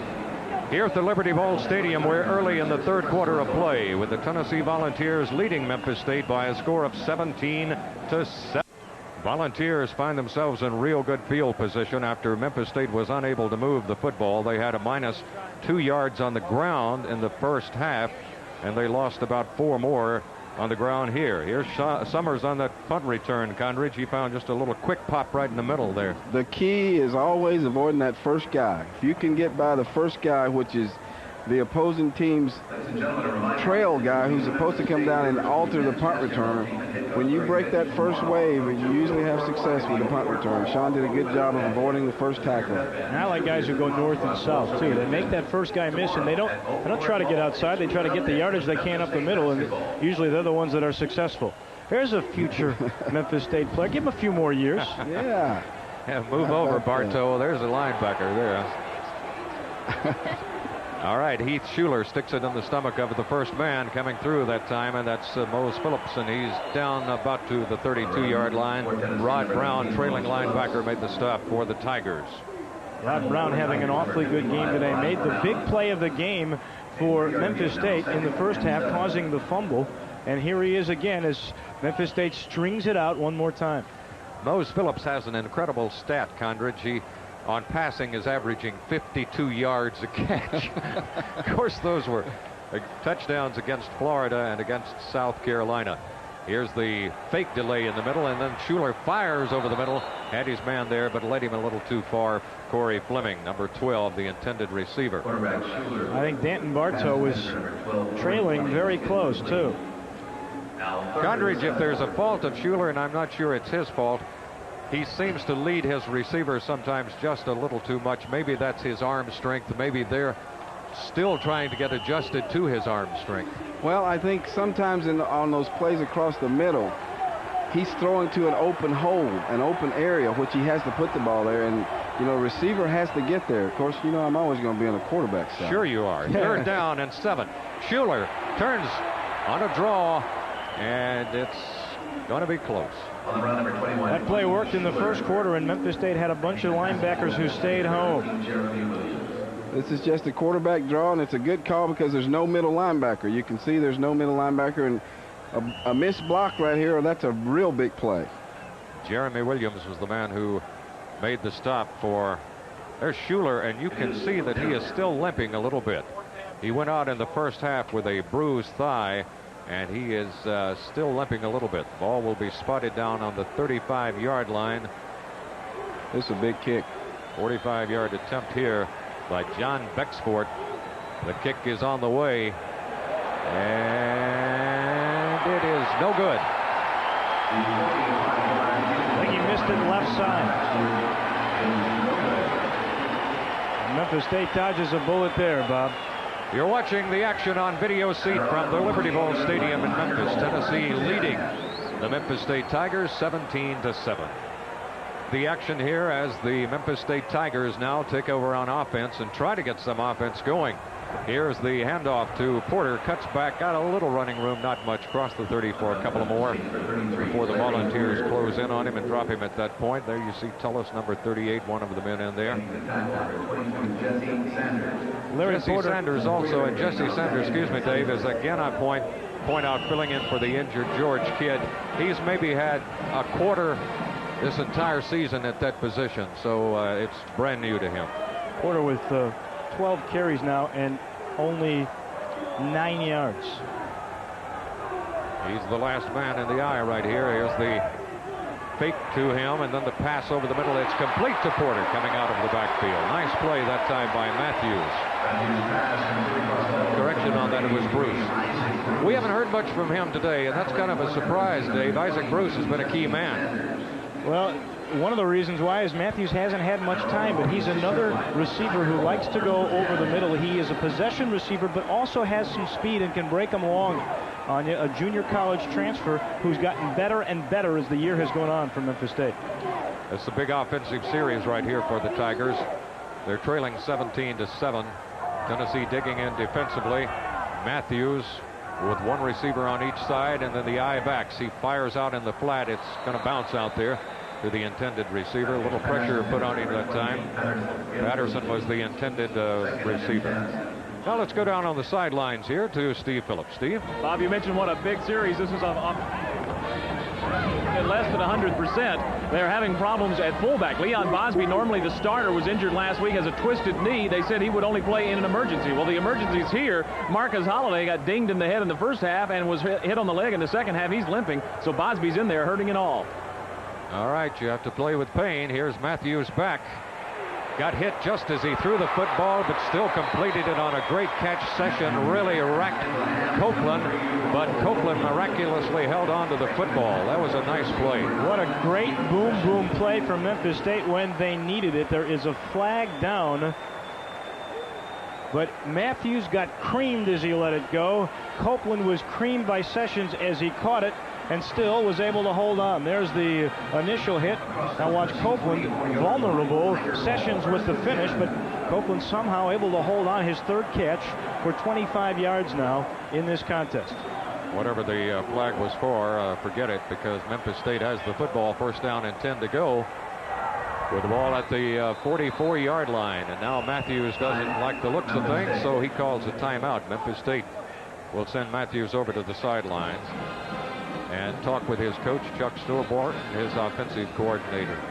So there's a timeout with 9 minutes and 46 seconds remaining in the third quarter of play at the Liberty Bowl. Tennessee continues to lead 17-7.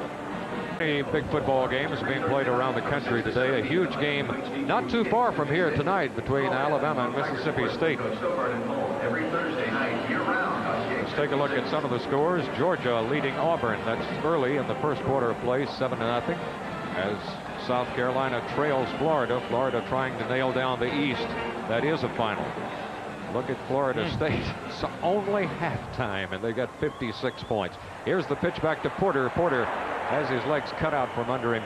Coming up rapidly at that time was J.J. McCleskey from his secondary position to make the stop. Another good example, folks, of the defense of Tennessee. Memphis State trying everything they can, Condrich, to get outside.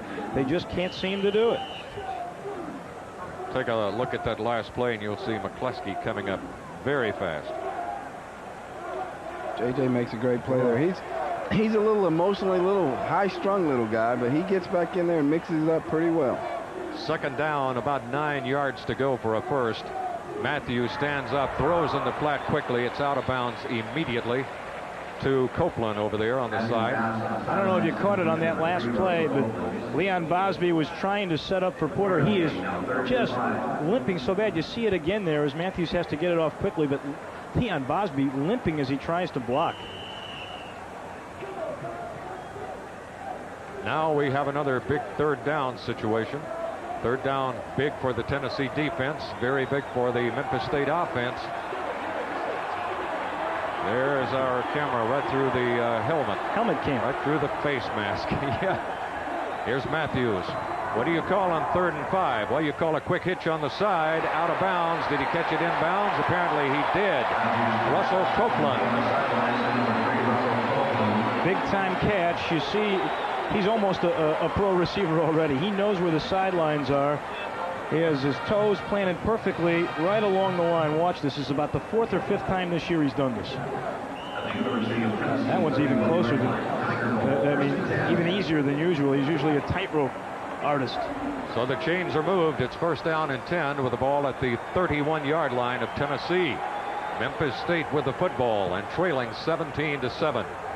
Matthews takes a look at the Tennessee defense, cheating up a bit at the line of scrimmage, and they try to run outside. That play is not going to work. Memphis State might as well hang that one up and put it back in the closet, because it's just not going to work. I was just handed a note. Matthews is 11 of 13 from the air, but they're still trying to set up that run. And look at that. There's just no way they can get out of those ends. J.J. Surlis there. Ben Talley was there also. Shane Bonham all in on that tackle for the Volunteers. So give him a loss of 2, make it down 2nd and 12 yards to go for a first, with the ball pulled back to the 33-yard line. Let's see if he puts it in the air. They're going to try a reverse. Got one man to beat, can't do it. Beautiful play by Tennessee, staying at home that time on the reverse and not being fooled at all. Steve Session. Take a look at Patterson trying to find some running room here, but Session just stayed at home on this one, Dave. He sure did, and Patterson trying to find some room, but there's a great open field tackle by Session. Condridge, when you were quarterbacking and trying to get people to go outside, was it important for that fullback to block for your tailback? And I just think Memphis State's injured fullback is really hurting their running game. The fullback has the initial block. He's the guy that has to open it up and make things happen. Touchdown, Memphis State to Bruce. Beautiful play on a 3rd and 13. Matthews finding Bruce in the corner, or Copeland it is, number 3. And that was just his 2nd sensational catch of this ball game. 2 fantastic touchdown receptions by Copeland. Take a look. Again, Matthews with time, and this kid, if he's got an inch, he'll make the most out of it. He makes the catch, looks for the end zone, and just extends out to make this 17-13. Number 3 instead of 83, and that's his 2nd sensational play of the ball game. The extra point by Allison is up there, and it is good. But hold everything, because we have a flag down. It should be 17-14 if the extra point is good. Here's Jimmy Harper. Dead ball before the snap. Ball start. Offensive team. So they'll have to pull it back 5 yards and try it once more. That comes with 7 minutes and 30 seconds remaining here in the 3rd quarter of play. 72 yards, 10 plays, consumed 3:59 off the clock. So that was a very good drive, Condridge, for Memphis State. Sure was, and it was a very excellent pass by Steve Matthews. That ball was thrown right over the defender's head, and it was a just perfect catch. Allison's extra point, what amounts to a short field goal, is up and good, and it's 17-14. Yes, Dave, Allison is related to the racing family, is he not? He is the nephew of Davey Allison. It's a great story. The NASCAR people love Memphis State because of Joey Allison. Let's go downstairs. Okay, thank you, Steve. The wind is blowing now, so they're going to have to hold the football on the kickoff, and it's going to be returnable. Tennessee will take it up to not quite the 20-yard line. Pretty good coverage that time by Memphis State. Fumble. They say Tennessee got it. And Tennessee came up with it. Actually, they may have picked up a couple of yards on the fumble there. Very, very dangerous situation for the Vols. Let's take a look at this one, see if we can pick it up. This is Davis. Yeah. Drops straight down, as you saw there. And one thing Ronald will have to learn is that Ronald Davis will have to learn as a kickoff artist, you can't get that close to your blockers. You got to give them a chance. Memphis State very upset, Bob. They thought, and I wasn't sure from that replay, if a Memphis State up man didn't quite get a hold of that ball. Well, he thought he did. Sawyer was talking with referee Jimmy Harper.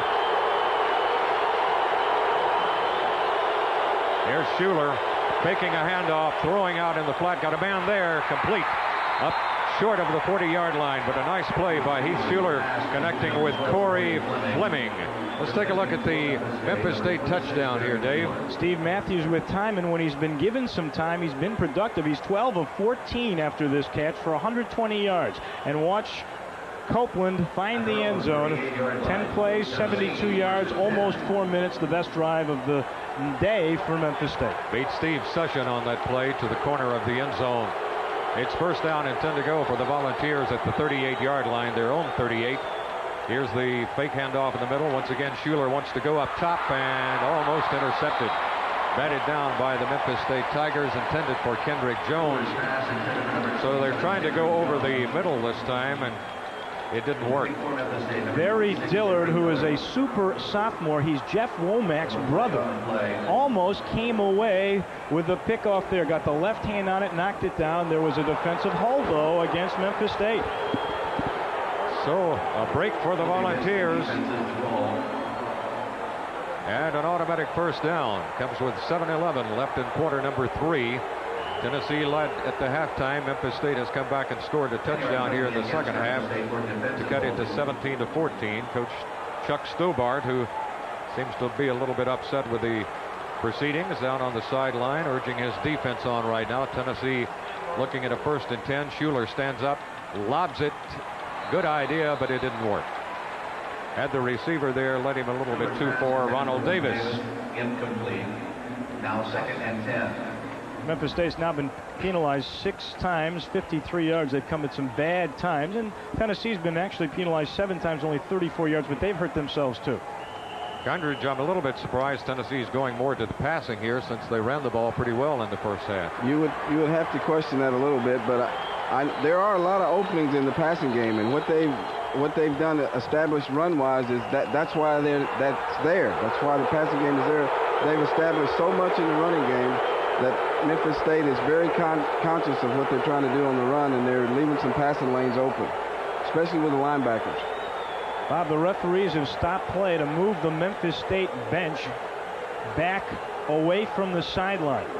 This is about as upset as I've seen Chuck Stobart in a while, but the referees keeping control of the game as they well should. Well, it's a veteran referee, Jimmy Harper, who's been around for a long time, and he will keep things under control. I think Schuler checked off at the line of scrimmage, and it was a nice check off. Big gain for the Vols as they roar with Garner down across the 40 to the 38-yard line of Memphis State. Take a look at this one, Mose Phillips. Mose Phillips on the lead block. He doesn't have a devastating block, but he gets position, gets his rear down inside, and that's what the running back's following. And he does it a little bit different than Mario Brunson, but the end result is still the same. So it's another first down for Tennessee. First down and 10 to go. Here's Schuler handing off deep in the eye. Running room this time, trying to get outside is Charlie Garner. So they have gone back to the running game after trying with some unsuccess there with the passing game, and it's paying off. Charlie Garner tackled by Jeremy Williams. This is one of Charlie Garner's assets, being able to move laterally.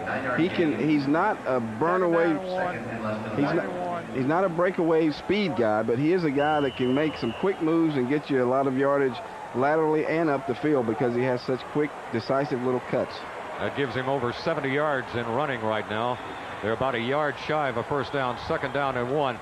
They hand off in the middle, not much there. In fact, maybe even lost a little yardage. Mose Phillips, that one was kind of ugly from the start. It didn't develop into much. That was one of the uglier plays of the day, but at least he maintained a little positive surge. They didn't quite make the first down, but they did get positive yardage. He's maybe a half yard, according to the sideline marker, assuming that that's correct over there, the flag on the sideline.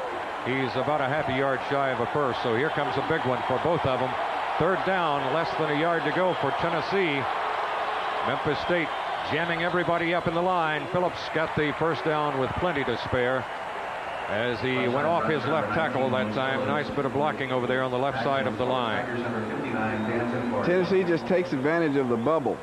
By that I mean there's nobody covering over the guard area, and they just run the fullback right there. And as you can see, Tennessee offensive line has got a good surge. They're They're making their prowess known right now. They're starting to take over the line of scrimmage, which is something that we didn't expect to happen at the beginning of the game. 5:50 remaining in quarter number 3. Tennessee leading by 3 and driving with the football. Here's a stand-up pass in the flat. It's complete to Kendrick Jones, and he's across the 20 to about the 19 of the Memphis State Tigers before Callaway makes the stop. Dominic Callaway. Tennessee, for the past several years, Condridge, has lacked that play. Well, they have because of different things, mainly because of arm strength at quarterback. That's something that they just didn't want to do. Andy Kelly did so many other things better, and he never put himself in a bad situation, so he didn't need to do things like that. But Heath is a guy that can get on the hash and throw this quick out to the wide side of the field. 4 yards shy of a first, and maybe a couple of yards on this one. 2nd down and 4, and it'll be 3rd down coming up. Charlie Garner carrying the football. Tennessee has used all 3 tailbacks today, but Garner has been in there about 90% of the time. He's going out right now. So it'll be 3rd down coming up. And there are the conversion situations for Tennessee and for Memphis State on 3rd down. Tennessee 3rd and 3. Got one running back.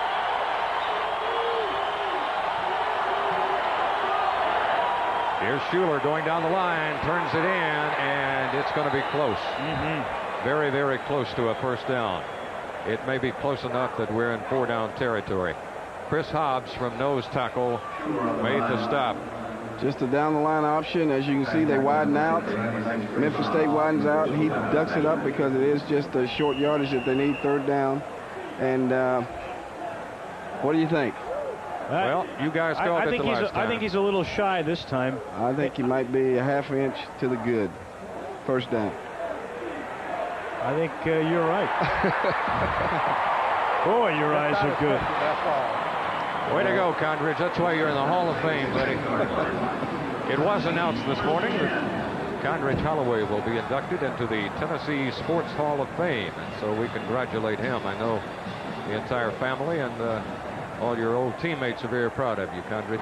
What a great honor. And we should point out Larry Finch, the Memphis State basketball coach, also will be inducted at the same time as you. Yeah. Finch keeps recruiting those great players. He's going to win a national championship one of these days. Ball's incomplete over there on the side. These 2 teams will meet in basketball this year, and they're both expected to be very good. In fact, Memphis State, I think, Dave, in all the preseason polls is up there in the top 10 somewhere. Anywhere from 3rd to 11th. Basketball Times has them 3rd. Should be an interesting year. Tennessee with Allen Houston, Memphis State with Anthony Hardaway. There's 2 possible 1st-team All-Americans. 2nd down and 10 yards to go for Tennessee, with the ball resting now at about the 16-yard line. Here's Schuler pitching late, and not a whole lot there as he got maybe a couple of yards. That's Charlie Garner. Gentlemen, Tennessee really took a look at last week's game films with Ole Miss, and they found that Ole Miss did well inside the 20 with the option, and they're trying it here against Memphis State. But if you'll stop and look at how many Memphis State jerseys are around the football, they've improved on their lateral speed and their pursuit angles, because there's what, 1, 2, 3, 4, 5. That's pretty good defense. All right, here comes a big, big play. 3rd down and 7. Chances are Schuler's going to put it in the air. He rolls back. He's got a little time. He fires for the end zone and over everybody, threw it away. And so Tennessee will have to settle for a field goal. Ronald Davis was down there, but he was well covered. So Bexford will come in, and we'll see if Tennessee's success inside the orange zone continues. They're leading 17-14. 3 minutes, 6 seconds. This, though, would be really some sort of a moral victory, I think, for Memphis State right here, Dave. I think you're right. Chris Michael with the good defense. Remember, he was the victim of a pass interference. That time he was all over Ronald Davis. And, hey, he sure made the smart move. Throw it away. It'll be a 30-yard effort. The ball is snapped down. The kick is on the way. It looks good, and it is good. So Tennessee increases their lead to 6 points, 20-14. Here at Liberty Bowl Stadium. 3 minutes and 2 seconds remaining in the 3rd quarter of play with the score. The Volunteers 20, the Tigers 14. All right, now we will see what Memphis State can do with the football. What they have not been able to do at all is run. But they have 2 touchdowns through the air. Both of them Matthews to Copeland. Both were circus catches by Copeland, but still very good throws. So Tennessee, I think probably Condridge and Dave will be looking at a passing game from here on out. I think they might, but the thing that's really scary is Memphis State has done such a great job on kickoff returns, and here's another situation. I mean, they've come close to breaking 3 of them. One of them got called back because of the penalty, but they've had good field position directly resulting from their kickoff return. If you are Tennessee's defensive coordinator, are you going to play strictly for the pass? You know that the Tigers have to go that way. They're 12 of 14 through the air for 120 yards. They've got nothing on the ground. Well, I think you have to mix it up, because if you start doing that, you're going to get burned for the big play. That's the one thing the Tennessee defense cannot do, is give up a big play like they did down here for the touchdown. Rather short kick by Chapman standards, and there is the lane, and he almost got through it up to the 30-yard line. And you were right, Condridge. Patterson had maybe one more man to go, and he would have been long gone. So Tennessee's kick coverage has been rather woeful here in this football game. In fact, they've had some breakdowns in other games as well. There's the drive, 14 plays, 64 yards. Took 4:28 off the clock. Bexford with a 30-yard field goal. So that's where we stand. Tennessee 20, Memphis State Tigers 14. Matthews with one running back, and he hands it off to that running back. Big hole. Nice run that time by John Martin, showing some speed. Tennessee defensively was not ready for that one at all. They were lined up altogether wrong for that play. Well, it was interesting the way Memphis State lined up. They had twins on the right side and one receiver on the left, and Tennessee's defense was looking for the pass, and here comes the run, and Martin does show you that quick step. He gets close to 10 yards, and that may be the first time today that Memphis State gets a first down on the ground. Well, they caught Tennessee in the situation that they took advantage of a guy that hadn't played in the position very much. Victor Brown was playing outside linebacker, and by alignment, he was lined up wrong. And he got inside, and he should have been outside of the defensive end. And when you make mistakes like that, good teams pick up on it. It was first down, as you saw, by the length of the football. And so the Tigers do, on the ground, pick up a first down, something that's kind of foreign to them in this ball game, but at least a little morale booster for them there. Here's Matthews. Got 2 receivers on the right side, 1 on the left. Hands off in the backfield to Martin. He's going nowhere this time. Tennessee waiting. Jeff Tullis was one of the first men in to make the stop that time as they crashed in and dropped him. John Martin again. Last time he went left, they thought they'd fool him right. Everybody stays home again. The defensive line controlling the line of scrimmage, Condridge. Yeah, they lined up better this time. Oh, got away with a little holding there, but it's only holding if they call it. You were definitely an offensive player. That's right. Clock just went under the 2-minute mark in the third quarter of play. Tennessee 20, Memphis State 14. Tigers looking at 2nd and 12. And Matthews back to throw. Throws short. Little screen out here, and not much is going to develop there. John Martin kept peeling back looking for some blocking, and it never materialized. J.J. Surlis, one of the first players to get to him. We talked about Memphis State's team defensive speed, but look at this. Memphis State sets it up nicely for Martin, and look at Tennessee converge. 3, 4, 5 white jerseys there. There's John Martin. Those are Rastafarian curls, aren't they? Rastaman. Yes, nice dude. 3rd down and 9. You figure Matthews will go to the air for sure here. Tennessee knows that, and they got him. James Wilson and Shane Bonham just laid back the ears and came after him that time, because everybody in this stadium knew that it was going to be a pass. And the one thing about rushing Steve Matthews is that more than likely he's not going to avoid you. He's not one of those nifty guys that'll dodge you, so you can just pin your ears back and go after him, and because foot speed is not something that he's going to hurt you with. All right, here's Buffalo's punt. Well, Summers going to let it go, and it goes out of bounds. While we've got a moment, we want to remind you that the announcers for this game have been contracted for and approved by the University of Tennessee and by Memphis State. Any use, rebroadcast, or other transmission of this game without the written consent of host communications is prohibited. Bob, just for a while there, I thought it was Monday night. Prohibited. I can't quite do Deer Dog's That's good. little twirl he does on it. Well, you do have 3 men in the booth, right? That's right. That's right. 33 seconds to go. The out of bounds, of course, on the punt stops the clock. Tennessee with the football. We're in the third quarter. Vols up by 6. Here's a handoff to Garner, and he gets 2 or 3 yards up close to, well, about the 34-yard line. Hundreds, are you going to sing "Turn Off the Lights, the Party's Over"? Oh, no, I'll leave that to Dandy Don. Barry Dillard made the stop that time out of the secondary. They give him 4, a little better than we thought, so it's going to be 2nd down and 6 yards to go. Tennessee moved pretty well on the ground the last drive. Let's see if they stay there.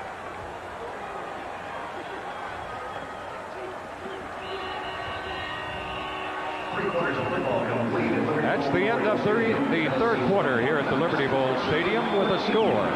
Tennessee 20 and the Memphis State Tigers 14.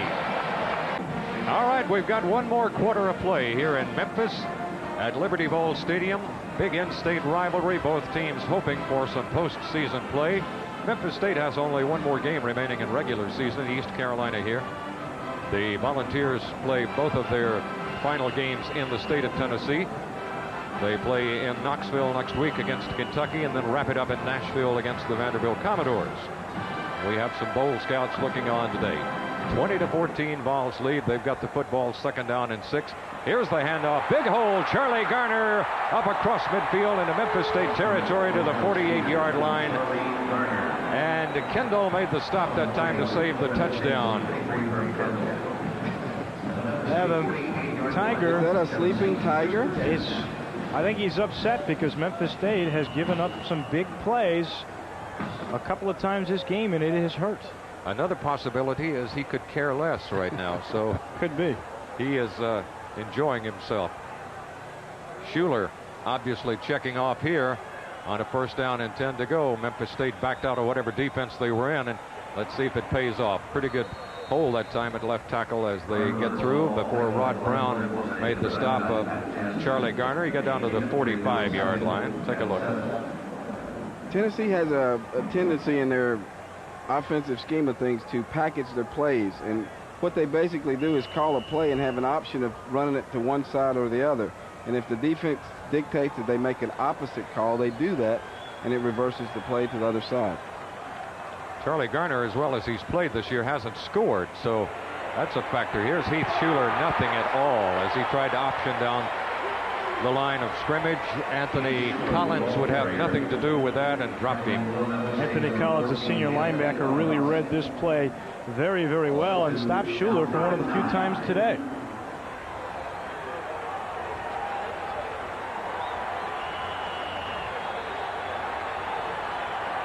Nice play. Collins says, "I'm going to ride you down," and he sure does. I think after last week, Memphis State has practiced the option. They're doing a pretty good job defensively. See, the Tigers starting to wake up. He liked that last play. Yeah, there he goes. Truthfully, Tennessee has really dominated here. 275 total yards to Memphis State's 117. The Tigers have done the job through the air, which is why they have the 2 touchdowns. But Bob Condridge, -7 yards on the ground. And here's a team that has been successful running the ball this year. And you have to think that the injuries to the 2 fullbacks, Bosby, who's limping, and Marcus Holliday, who got dinged up in the first quarter and hasn't played again, has really hurt the Memphis State cause. Well, your fullback is the key to any running situation, especially if you're a toss team or an eye back, and which Memphis State is. On the other side, Tennessee is an eye back offense, and they've gotten injured, but Mose Phillips has come in and done well for Mario Brunson. You're watching Video Seat from Memphis, Tennessee. Tennessee leading the Tigers by a score of 28-14. Charlie Garner now has 16 carries, and he does have 100 yards on the game. Despite Tennessee's dominance in time of possession and so forth, Memphis State's only a touchdown away from leading in this football game. Incomplete pass intended for Faulkner, and it was there. Sam Edwards absolutely stuck Faulkner and made him cough up the football. That was a good old-fashioned hit. You'll see the timing on this was very good. Oh, I'm sorry. Got to catch that one. Yeah. I thought that he had hit him, but the replay shows he just flat out missed that football. So it brings up a punting situation for Tennessee. The offense bogs down at midfield, actually a little bit into Memphis State territory, and unable to move. Here's Hutton getting his punt away, and they're going to back away from it, which turns out to be a good move for Tennessee because they're going to down it at the 10-yard line. So Memphis State's going to have to move 90 yards to try to take the lead in this football game. That's a nice punt by Tom Hutton, who also is coming home. He went to a very prestigious high school in Memphis, MUS, and walked on at Tennessee. He was a great place kicker in high school. Didn't realize he was such a great punter, and has really turned on the fans in East Tennessee with his punting ability.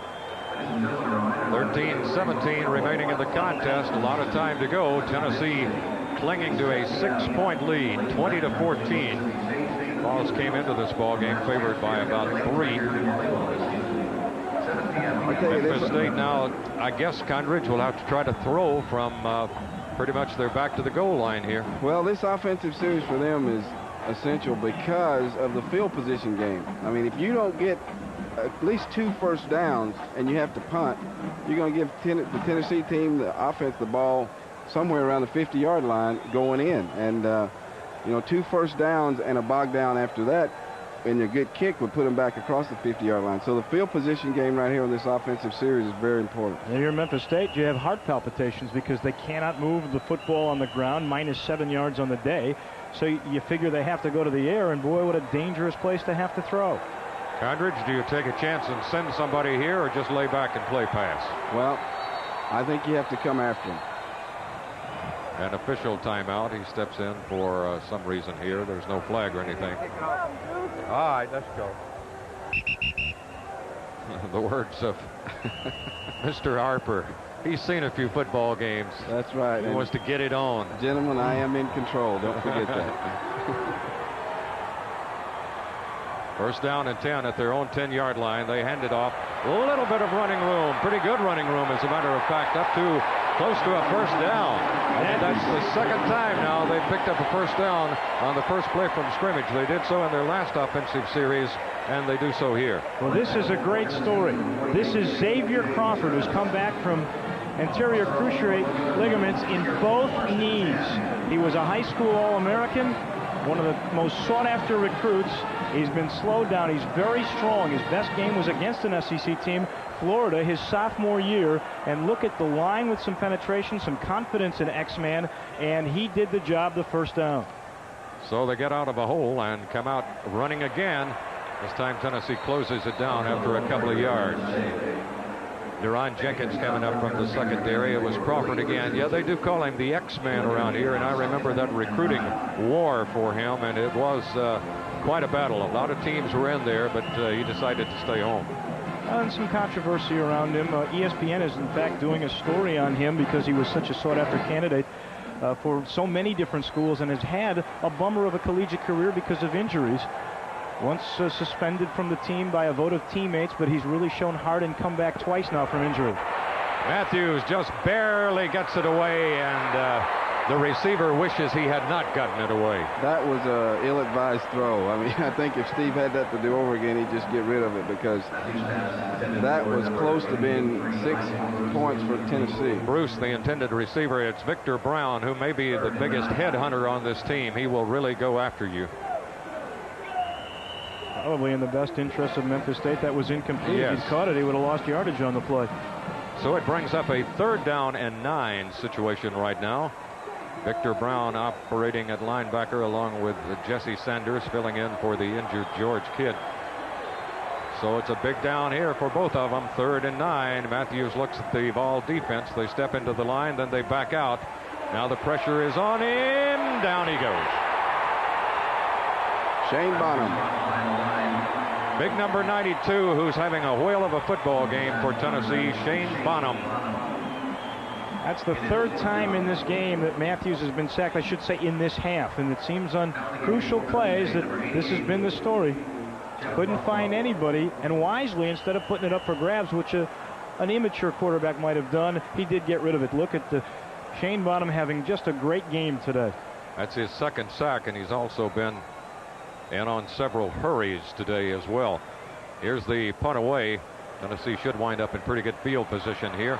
Summers Spins off of one man, tries to get to the corner and did, but couldn't turn it upfield. Did a nice job of getting away from one man, though. So Tennessee will take over now in fairly decent field position with 11:22 to go in the ball game, and the Volunteers on top here in Memphis by a score of 20-14. Here in Memphis, Tennessee, a crowd enjoying a very exciting football game. Vols up by only 6. Here's the handoff in the middle. And a little bit of running room as Tennessee crosses into Memphis State territory to about the 48-yard line. Tempers flare for just a second. I'm going to say a little extracurricular activity. Really the first time we've seen that today. There have been some mistakes, but it's been, for the most part, a pretty well-played game other than the mental errors with the penalties. That was James Stewart, who's operating one of Tennessee's 3 tailbacks. So he is in the football game. He scored a touchdown up and over earlier in this ball game. Schuler sends a couple of receivers out to the left. Fakes, wants to run the reverse. Nothing. Memphis State waiting for that. Huge loss. Nilo Sylvan, perhaps the fastest man on the Volunteer squad, but Memphis State was just as fast in reacting defensively that time, and they were all over that one. Big play for State. Memphis State's defense seems to come to play in the second half. They shut out Ole Miss last week. Only 3 points so far in the second half for Tennessee, and Danton Bartow stayed home, saw the reverse, wasn't fooled, came in and led a charge. So it brings up a huge 3rd down and 15 to go for Tennessee now with the ball at their own 45-yard line. Schuler will want to throw. He's got time, and he fires. It is complete. Beautiful play to Corey Fleming. That's a big league catch. Great throw. It was thrown at a position exactly where you have to throw it. You want to keep that ball low. See, with that ball being low, Corey Fleming has a chance to catch it, get on the ground. If that ball's waist high, he catches it, and you might see what we call a decleater, because he would have got hit right in the chops and probably would have coughed it up. But that was a perfect throw and catch. Good execution. Tennessee with a big play on 3rd down. Schuler and Fleming connecting, but Schuler had plenty of time to throw, so the offensive line gets as much credit as anybody in that one. Here's a pass over to the sidelines, but it's tipped, as you saw, and goes harmlessly out of bounds. Memphis State's got a pretty good little scheme to stop that hitch pass to the short side of the field. What they're trying to do is they're not really rushing hard, so the lineman can't cut them, and they're just jumping. You see 2 players jumping to bat it down, and that's just as good secondary defense when you bat them down. That was Jimmy Moore who deflected that. That's his second block of the game. He was in the right place that time, so Schuler's looking at a 2nd down and 10 situation to go right here. Tennessee will call timeout. What they've got to do here, Condridge, is be very careful and not at least let a field goal get away from them, because they only have a 6-point lead, so a field goal would be pretty big. Field goal's big here. Liberty Bowl Stadium in Memphis, 9:27 to go. Vols leading Memphis State 20-14. We've got 9 minutes and 27 seconds of football remaining. Tennessee is on the Memphis State 35-yard line. I don't think at the moment the wind would be a factor on a field goal here, although it is blowing a little bit as I look at the top of the stadium now. Let's go down to Steve Phillips on the sideline. Steve? Bob, everyone knows the Johnny Major era will be coming to an end at the end of the season after 16 years. An even longer era is that of Dr. Jay Julian, who's been the University of Tennessee band director for 32 years and your final season. That's right, yes. It's been 32 wonderful years, too. What are your thoughts as you come down through your final season? Well, I'll miss a good bit of it, but there's some things I won't miss. The bad weather, the extra long hours. I'll miss the young people and the great fans more than anything. For a lot of people who came to the University of Tennessee to play a band instrument and be in the band, the man who probably made the biggest impact on their lives, Dr. Jay Julian. Thank you, Steve. Yes, he has been a great contributor to the UT athletic program down through the years. The band, of course, always a great part of the show at halftime and pregame. You saw a nice twisting run there by Charlie Garner while Steve was talking with Dr. Julian. It was good for 7 yards. Makes it 3rd down now and about 3 yards to go for a first. So here comes yet another big third down play, and a bouncing nice bit of running that time, and first down pickup. That was just what you call good old second effort by James Stewart, Condridge.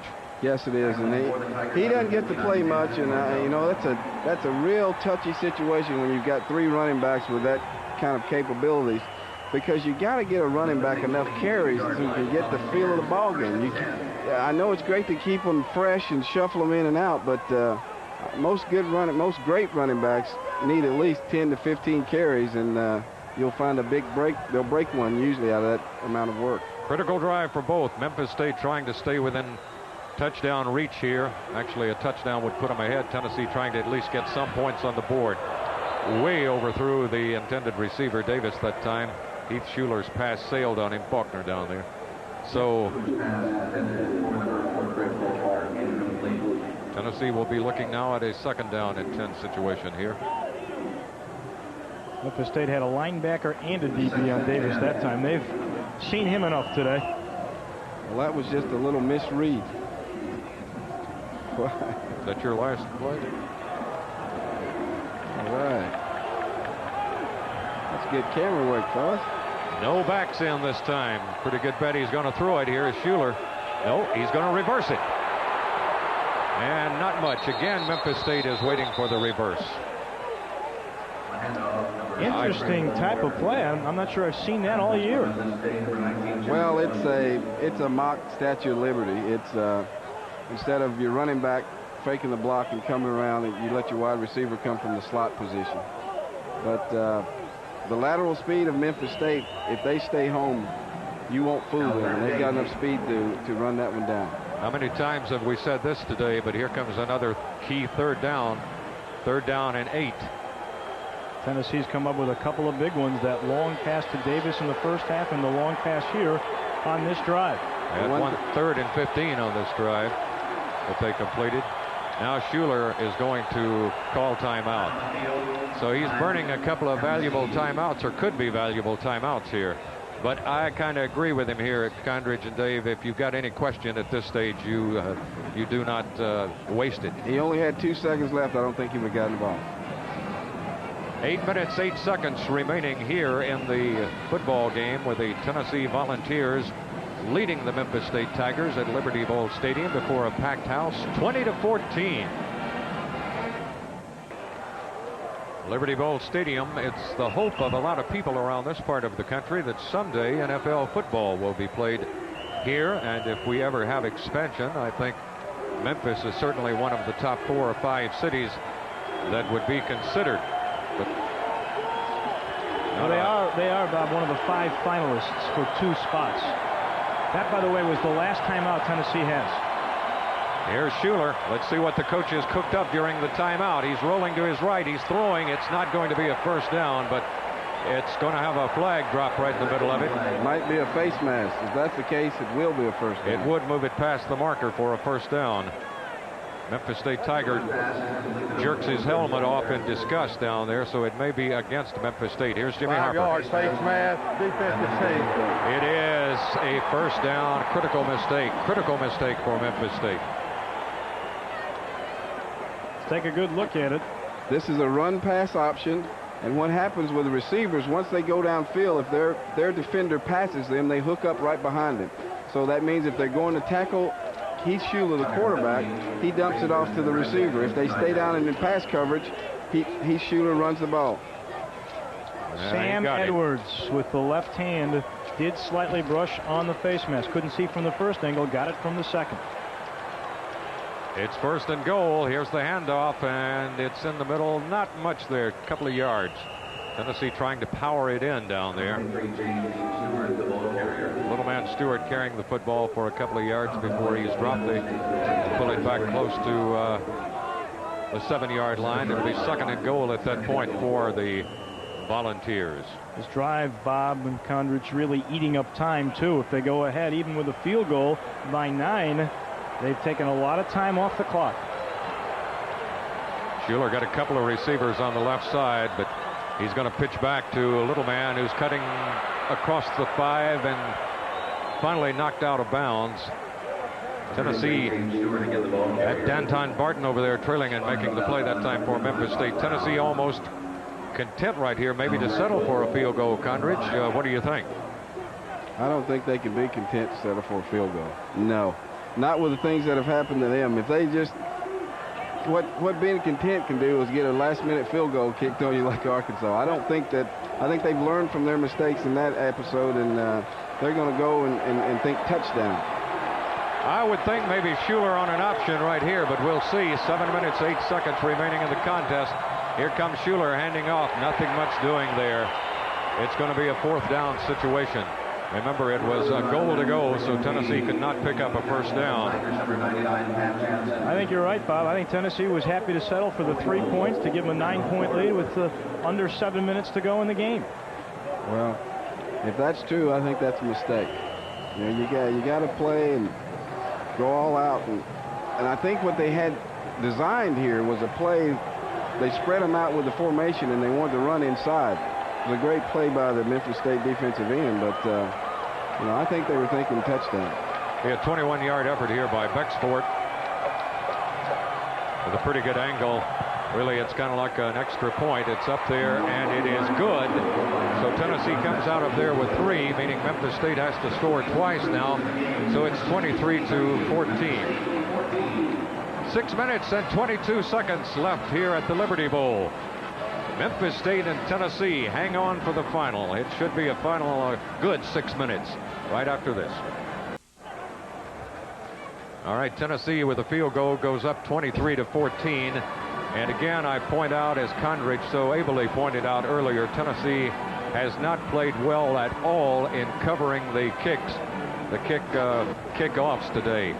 So here comes another potentially great play if you look at it from a Memphis State standpoint, a very dangerous situation if you look at it from a Tennessee standpoint. Could we say it's another adventure? It is. Well, you know something, 3 or 4 weeks ago, Chuck Stobart made a change with his kick returners, and it's really paid off dividends. They have come to life. They've hurt a whole bunch of teams, not just Tennessee. So I think that move has been important. For Memphis State, number 5, John Martin. Number 28, Ray Patterson. Patterson and Martin are deep. Joey Chapman will kick off for Tennessee. The best thing he could do would be to put it into the end zone, but he's kicking into what wind we have here, and that would be a very tough effort, I would think, to get it into the end zone. It sails pretty good, but it's going to be very returnable. Taken at the 4-yard line, the 10. And fairly decent coverage. Ball popped loose, but was it down first? It was. It was down. So Memphis State dodges a bullet there. Making the tackle for Tennessee, number 16, Victor Brown. 13 plays on the last scoring drive for Tennessee, covering 47 yards. Culmination, 21-yard field goal by John Bexford. It took 5 minutes off the clock. As Dave pointed out, they were using a lot of clock there. You look at that graphic, Bob Condridge, it's amazing. Memphis State only 9 yards, averaging 153. 4 running backs from Tennessee have more yardage than that. That's outstanding Tennessee defense. Matthews has got to put the ball in the air, and he does. It's loose. Let's see if they call it a fumble here or an incomplete pass. Incomplete pass, I think. That scenario goes against everything we talked about earlier. You know, Memphis State is the running team, and they were supposed to challenge the Tennessee tackles. The Tennessee tackles have played better, and scores 23-14. They're throwing the ball, which is something they haven't done. Victor Brown up, ripping the ball loose. And then McCleskey was there in case it was a fumble, but it was an incomplete pass. Matthews now 13 of 17 after that miss. And he goes back again. Tennessee with some semi-pressure. Wide open, though, is the receiver, Copeland. And he's going to be drilled at the 40-yard line, but a nice gain and a first down for the Memphis State Tigers.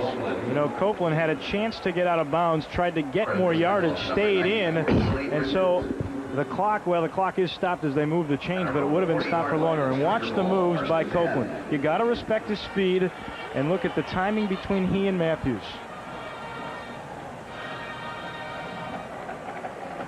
Not sure how many catches for Copeland in this game, but at least 5 and a couple of touchdowns. He turned Jenkins around on that one. On the first down play, Matthews is back to throw. He's got time. He fires over the middle. It's complete. Down to Tennessee's 41-yard line. Once again, it's Russell Copeland I believe I would start double teaming that young man, Condridge. Well, Tennessee's in a zone. At the Tennessee 41-yard line. And what they're banking on is that the front four can get pressure on Steve Matthews and force him to throw before he's ready. But if they continue to play zone and the Memphis State offensive line continues to block, Steve can find the open receivers. Memphis State moving downfield on the arm of Steve Matthews. Matthews back to throw again. Fires long. Got a man out there, but led him a little too far. He actually had a step on the Tennessee defender.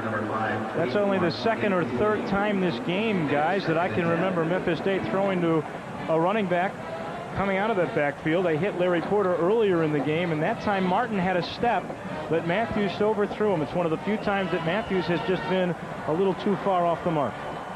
So that brings up a 2nd down and 10 with the ball resting at the Tennessee 41-yard line. Memphis State no doubt going to the air now with the clock showing 5:27, getting a little bit critical here. Here's Matthews back again. He's got time. Again, he's got his receiver. He's knocked down after a short gain this time. It was Isaac Bruce, big number 83, who That's the thing caught now. that ball. If you spend too much time looking for Copeland, Isaac Bruce can do the job too, and he is fast enough to break away and make a big play. Good coverage that time as soon as he caught the football, though. We're looking at a 3rd down and 6 situation here for Memphis State, but we're definitely, I would think, in 4-down territory. Here's Matthews. Again, he has time. Again, he fires to Copeland. Again, it's complete. A big 1st down for Russell Copeland. Deron Jenkins made the stop, but not until the 1st down had been picked up inside the 25-yard line. Isaac Bruce was wide open on the left side. They were both open, but you know that Matthews right now just has so much confidence in Copeland. That's 9 catches now for Copeland and 119 yards. That is a true freshman that's working against him. I was going to say, they're picking on the freshman. They found their pigeon. Here's Matthews. Again, he's got time. He fires over the middle. It's complete. Knocked down short of the 20-yard line is John Martin, again coming out of the backfield. And Martin was trying to get outside and maybe out of bounds to stop the clock. At least Memphis State has put themselves into Joey Allison field goal range to cut the gap if this drive goes awry. Look at Martin looking for room outside, just wasn't there. If it comes down to a field goal, you know what's coming after the field goal would be the onside kick. And Tennessee has had a taste of that this year on both sides, and it didn't work for them on either side. Here's Matthews back to throw, firing over the head of the receiver down inside the 5-yard line. Russell Copeland, a little too tall for him. Pretty well covered that time, though, by Jenkins. Excellent coverage that time on Copeland, who tried to use the sideline as best he could and shield Jenkins, but again, the throw a little off the mark. 3 minutes and 49 seconds. The incomplete pass stops the clock. Tennessee 23, Memphis State 14. Hang on for this one. We're going to the wire. Here's Matthews. Under at quarterback. It's big. 3rd and 6. He's back to throw, and he's got time again. He fires. Complete to Copeland. Touchdown.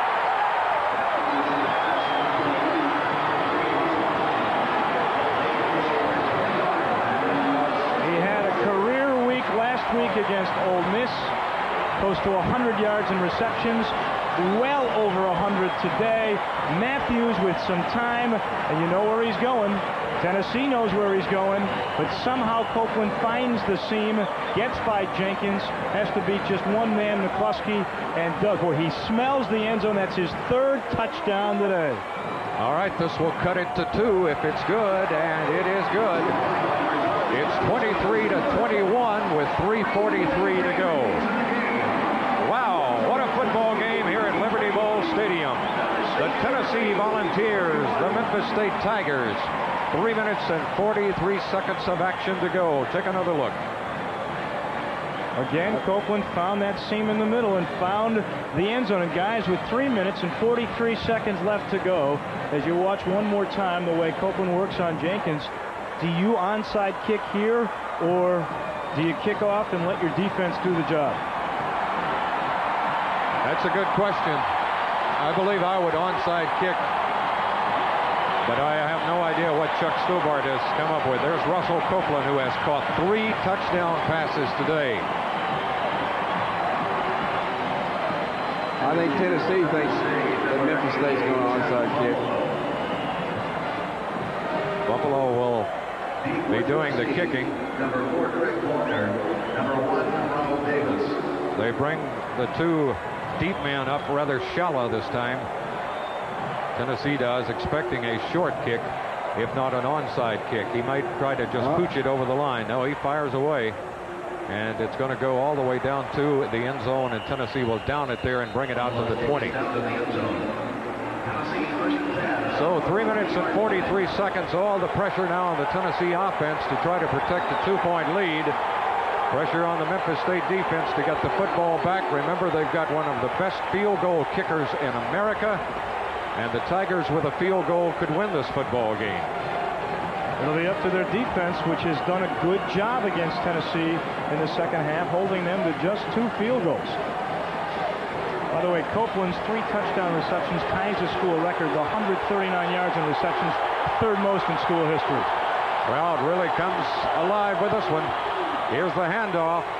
About 3 yards and a cloud of dust, and that's about it for Charlie Garner. He did cross the 20 up to around the 22 before the Tigers drop him. Should point out, Bob, Memphis State has 2 timeouts left. Tennessee has burned every one they have.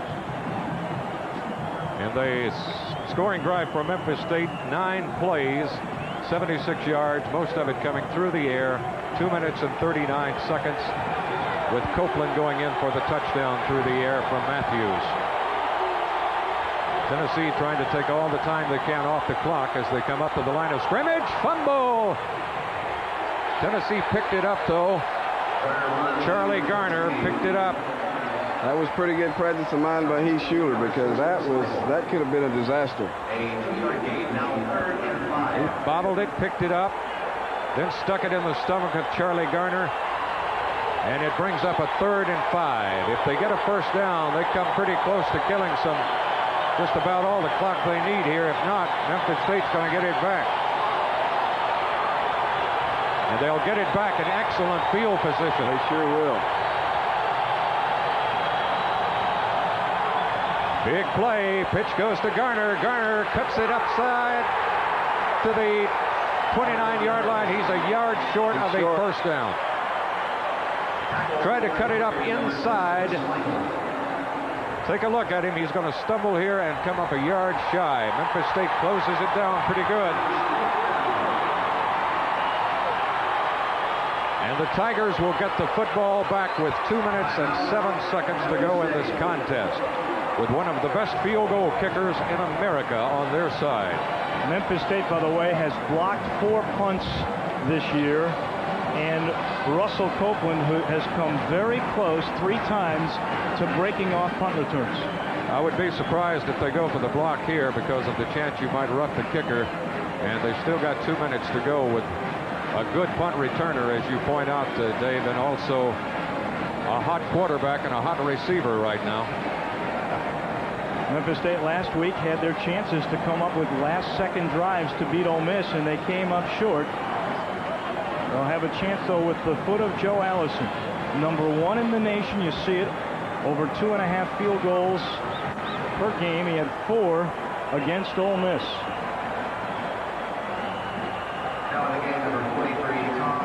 Tom Hutton, who is from Memphis, in to punt for the Volunteers. Gets a good snap. There is no rush. And he gets away a nice high kick, which is fumbled. I think Memphis State. Wait a minute. We'll see. Memphis State has lost it. Oh, my. What a turn of events. The guy who has been the hero with all the catches, the touchdown receptions, coughs it up on the punt return. Scott Gallion came up with it. But let's start with the hometown boy from Memphis, who hits his best punt of the day. Maybe of the season. He killed it.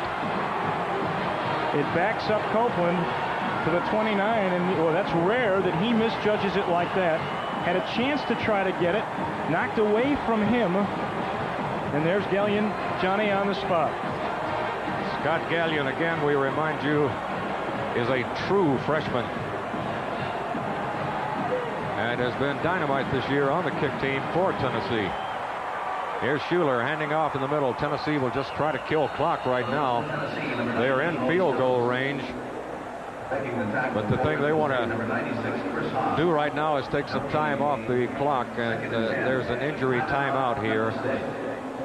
Rod Brown is down and hurt, but I think Memphis State burned one of their timeouts anyway, and according to the scoreboard, that's the last one. I thought they had 2 left.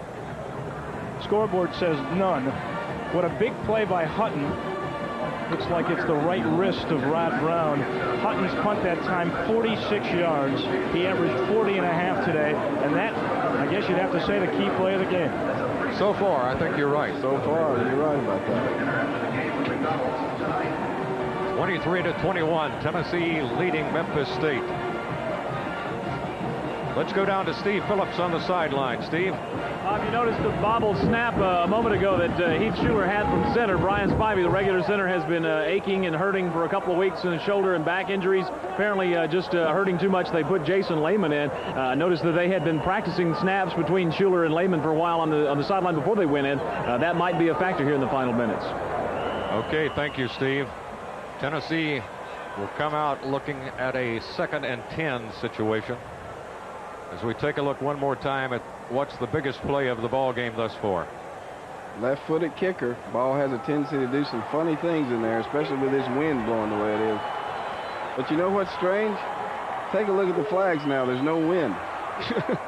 Tennessee just driving straight ahead that time with Aaron Hayden running at tailback. There's Spivey.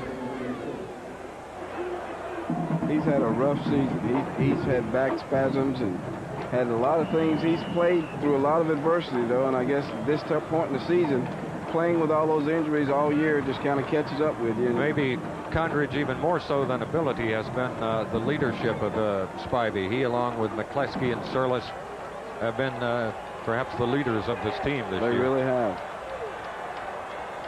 Tennessee going straight ahead once again. Just consuming clock, and it's going to come down under the minute mark. Jason Lehman in at center. It is 4th down. All right, what do you do here? Do you just keep running the football and try to take more and more time off the clock, or do you go on and kick a field goal? Well, you take a chance on a block. I think they let the clock run out, get the 5-yard penalty, and kick a field goal. I think that's what they're going to do. Or they might get it off. But if not, it's not that big a deal. It's down to 29 seconds. We're talking about the game clock right now. The snap, the kick is on the way by Becksport. It is up there and good. And Tennessee puts a field goal difference out of reach here with a 26-21 score. But Memphis State's going to have 22 seconds to operate. And they do run kickoffs back well. Run them back quite well, and they do have a great pass receiver. This is the mother of Tennessee head coach Johnny Majors, who had a very hectic week. Had the pleasure of talking with her last night, and she's a wonderful lady. She just said to me, Condridge, don't worry about it. We'll talk about this later. The football game is what's important. So I guess that attitude carries over to her son, John, right there. Every time I've ever heard Johnny Majors give a speech, he always refers to his family and talks about how important they are to him, and it's genuine. Well, no matter how you feel about the situation that has developed this week around Tennessee, the Majors name has been really synonymous with UT football since back in the 50s when he played. He had another brother who coached and was killed in a train automobile accident while coaching in Tennessee. Another brother, Bobby, who was an outstanding player. Condridge, you remember Bobby well. Played with Bobby, sure did. And, of course, John, who's been back for 16 years in his final season now and final couple of games as head coach of the Tennessee Volunteers. Well, the Bowl Scouts look on. Tennessee still maybe in the Hall of Fame picture. They squib it down, which is the safe thing to do, I guess, in a case like this. And Memphis State's going to pick it up and try to break outside, and there's still some running room. And they're going to be in fairly decent position with 16 seconds to go in the football game. John Martin, who was fighting for his life, but did a nice job of getting the football in good field position for Mr. Matthews and Mr. Copeland to try to hook up here. It's amazing that Memphis State gets the field position out of this squib kick. I think one of the linemen wanted to go down on the ball, and Martin took it away from him and almost made a major big play. There's the injured Tennessee player, and they're looking at an ankle. It's Jesse Sanders. Well, that just about runs them out of linebackers right now. Ladies and gentlemen, a nice round of applause for number 22, Jesse Sanders. You saw Martin take it away. This game is not over, folks. Memphis State will have 2 throws at the end zone. There's 16 ticks left on the clock. Tennessee, of course, got to be careful about pass defense right here. You know, they pass really, interference. They really don't have to go end zone twice. They can get 2 deep corner patterns and accomplish exactly what they want. Matthews hit just as he throws. It was almost intercepted by Ben Talley. Now that's but he a couldn't big hang play. on. Matthews is slow getting up and may not get up. Here comes the pressure. He knows he's got to get it away, and he left himself vulnerable. That hurts. That's his arm. That's one of the toughest things to guard against when you're in a throwing motion. Somebody hits you right in the shoulder. Didn't take much time off the clock. We've still got 11 seconds to go in this football game. Memphis State, desperation time here. You know they're going to be throwing deep. Tennessee knows that. Tennessee trying to get the pressure on. Matthews is back. He was really pressured, and the ball fell incomplete. It was the Tennessee defensive line play charging in that time that caused him. Shane Bonham was one. Steve White was another. There's another Memphis player, Steve White, who is one of 10 volunteers from the Memphis area. Well, I tell you, if they catch that pass, that's going to be interesting, because not only, but I think they had a good chance of maybe scoring. They had everybody in front of him and nobody but the deep secondary. That was very fortunate for the University of Tennessee. 8 seconds remaining in this contest. 26-21. Here's Matthews throwing short. They're going to try that same thing once again. He's got running room. Now they close in on him from behind, and the clock shows no time left. I think the ball came loose anyway. Tennessee has defeated Memphis State. Johnny Majors, after 48 hours of high-intensity controversy, has won this football game as coach of the Volunteers.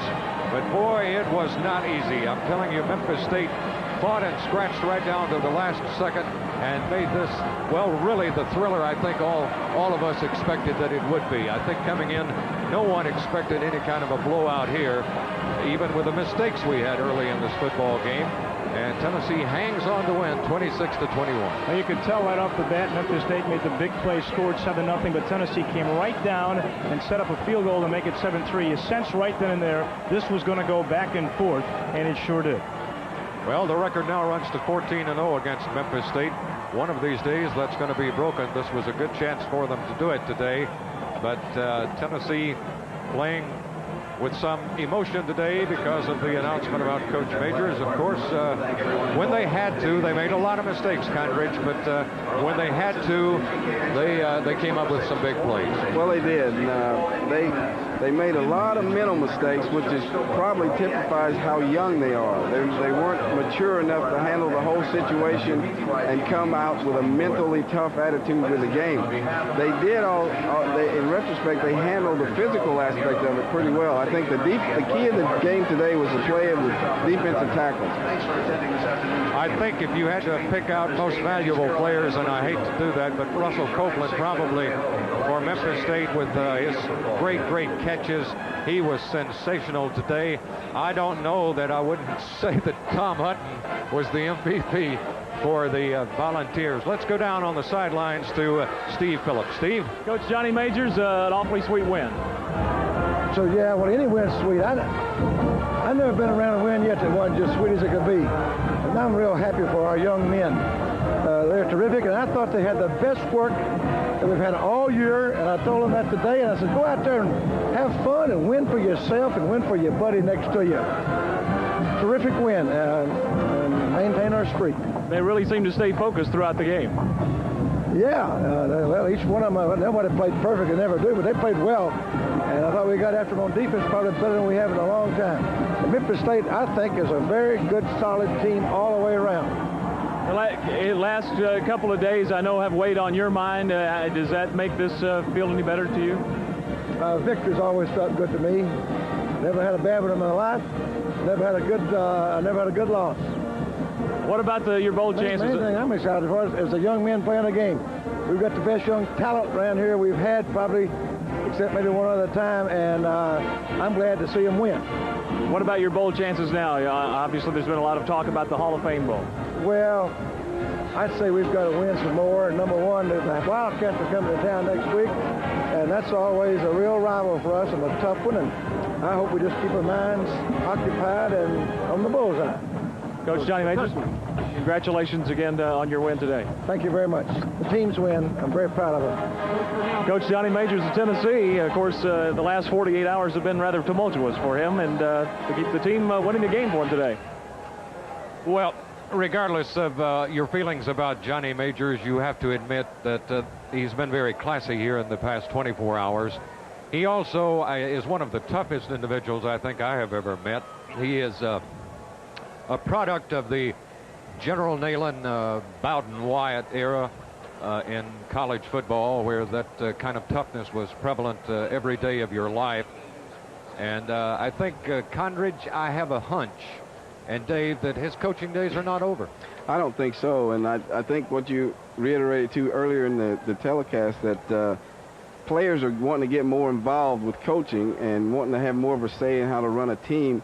And Coach Majors just comes from an era where that just won't happen.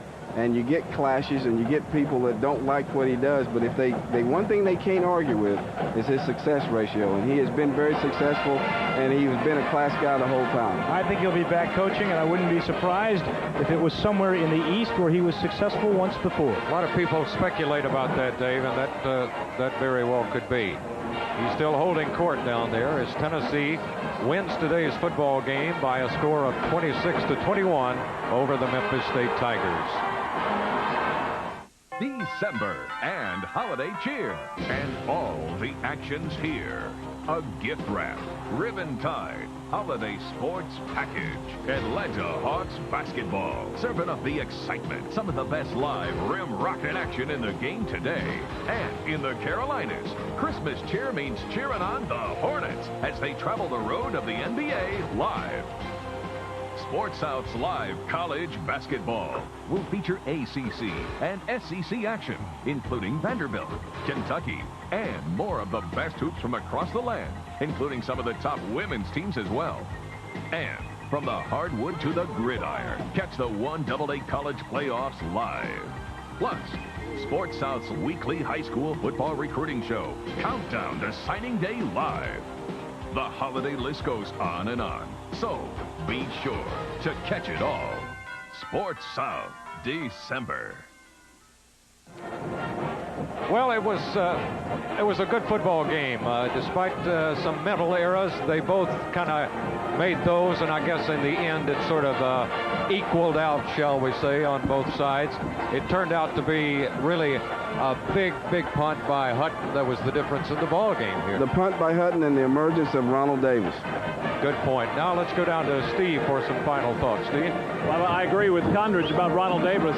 What a great time to have a good game, maybe the best game of your young career when you come home. Also think it was important for the Tennessee Volunteers to keep their mind on their business. So many distractions, so many things going on when a coach has been at a school as long as Johnny Majors. I thought they got off to maybe a little bit of an emotionally flat start, but certainly kept their head in the game and did what they had to do, especially defensively, to win this one and keep themselves alive for maybe a New Year's Day bowl.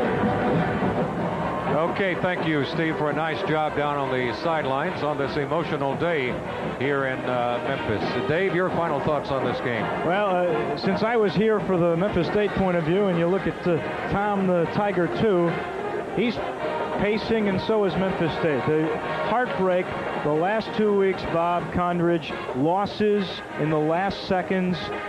when they couldn't come up with the big drive, a total of 10 points, the first 3 losses by a total of 7 points. This is a year that they'll say what might have been, and instead now it's back to 5-5, and the best they can do is 6-5, and it looks like they get shut out from a bowl. It's just a heartbreak season for Memphis State. But I thank you guys for letting me work up here in the booth with you. I enjoyed it. It's been a pleasure always working with you, Condridge and Dave. We've had a good time here in Memphis, and I appreciate your being with us today. That about wraps it up here from the Liberty Bowl Stadium as we came to see a thriller today, and hey, we all got our money's worth. So from Memphis, Tennessee, for all the gang, this is Bob Bell. So long.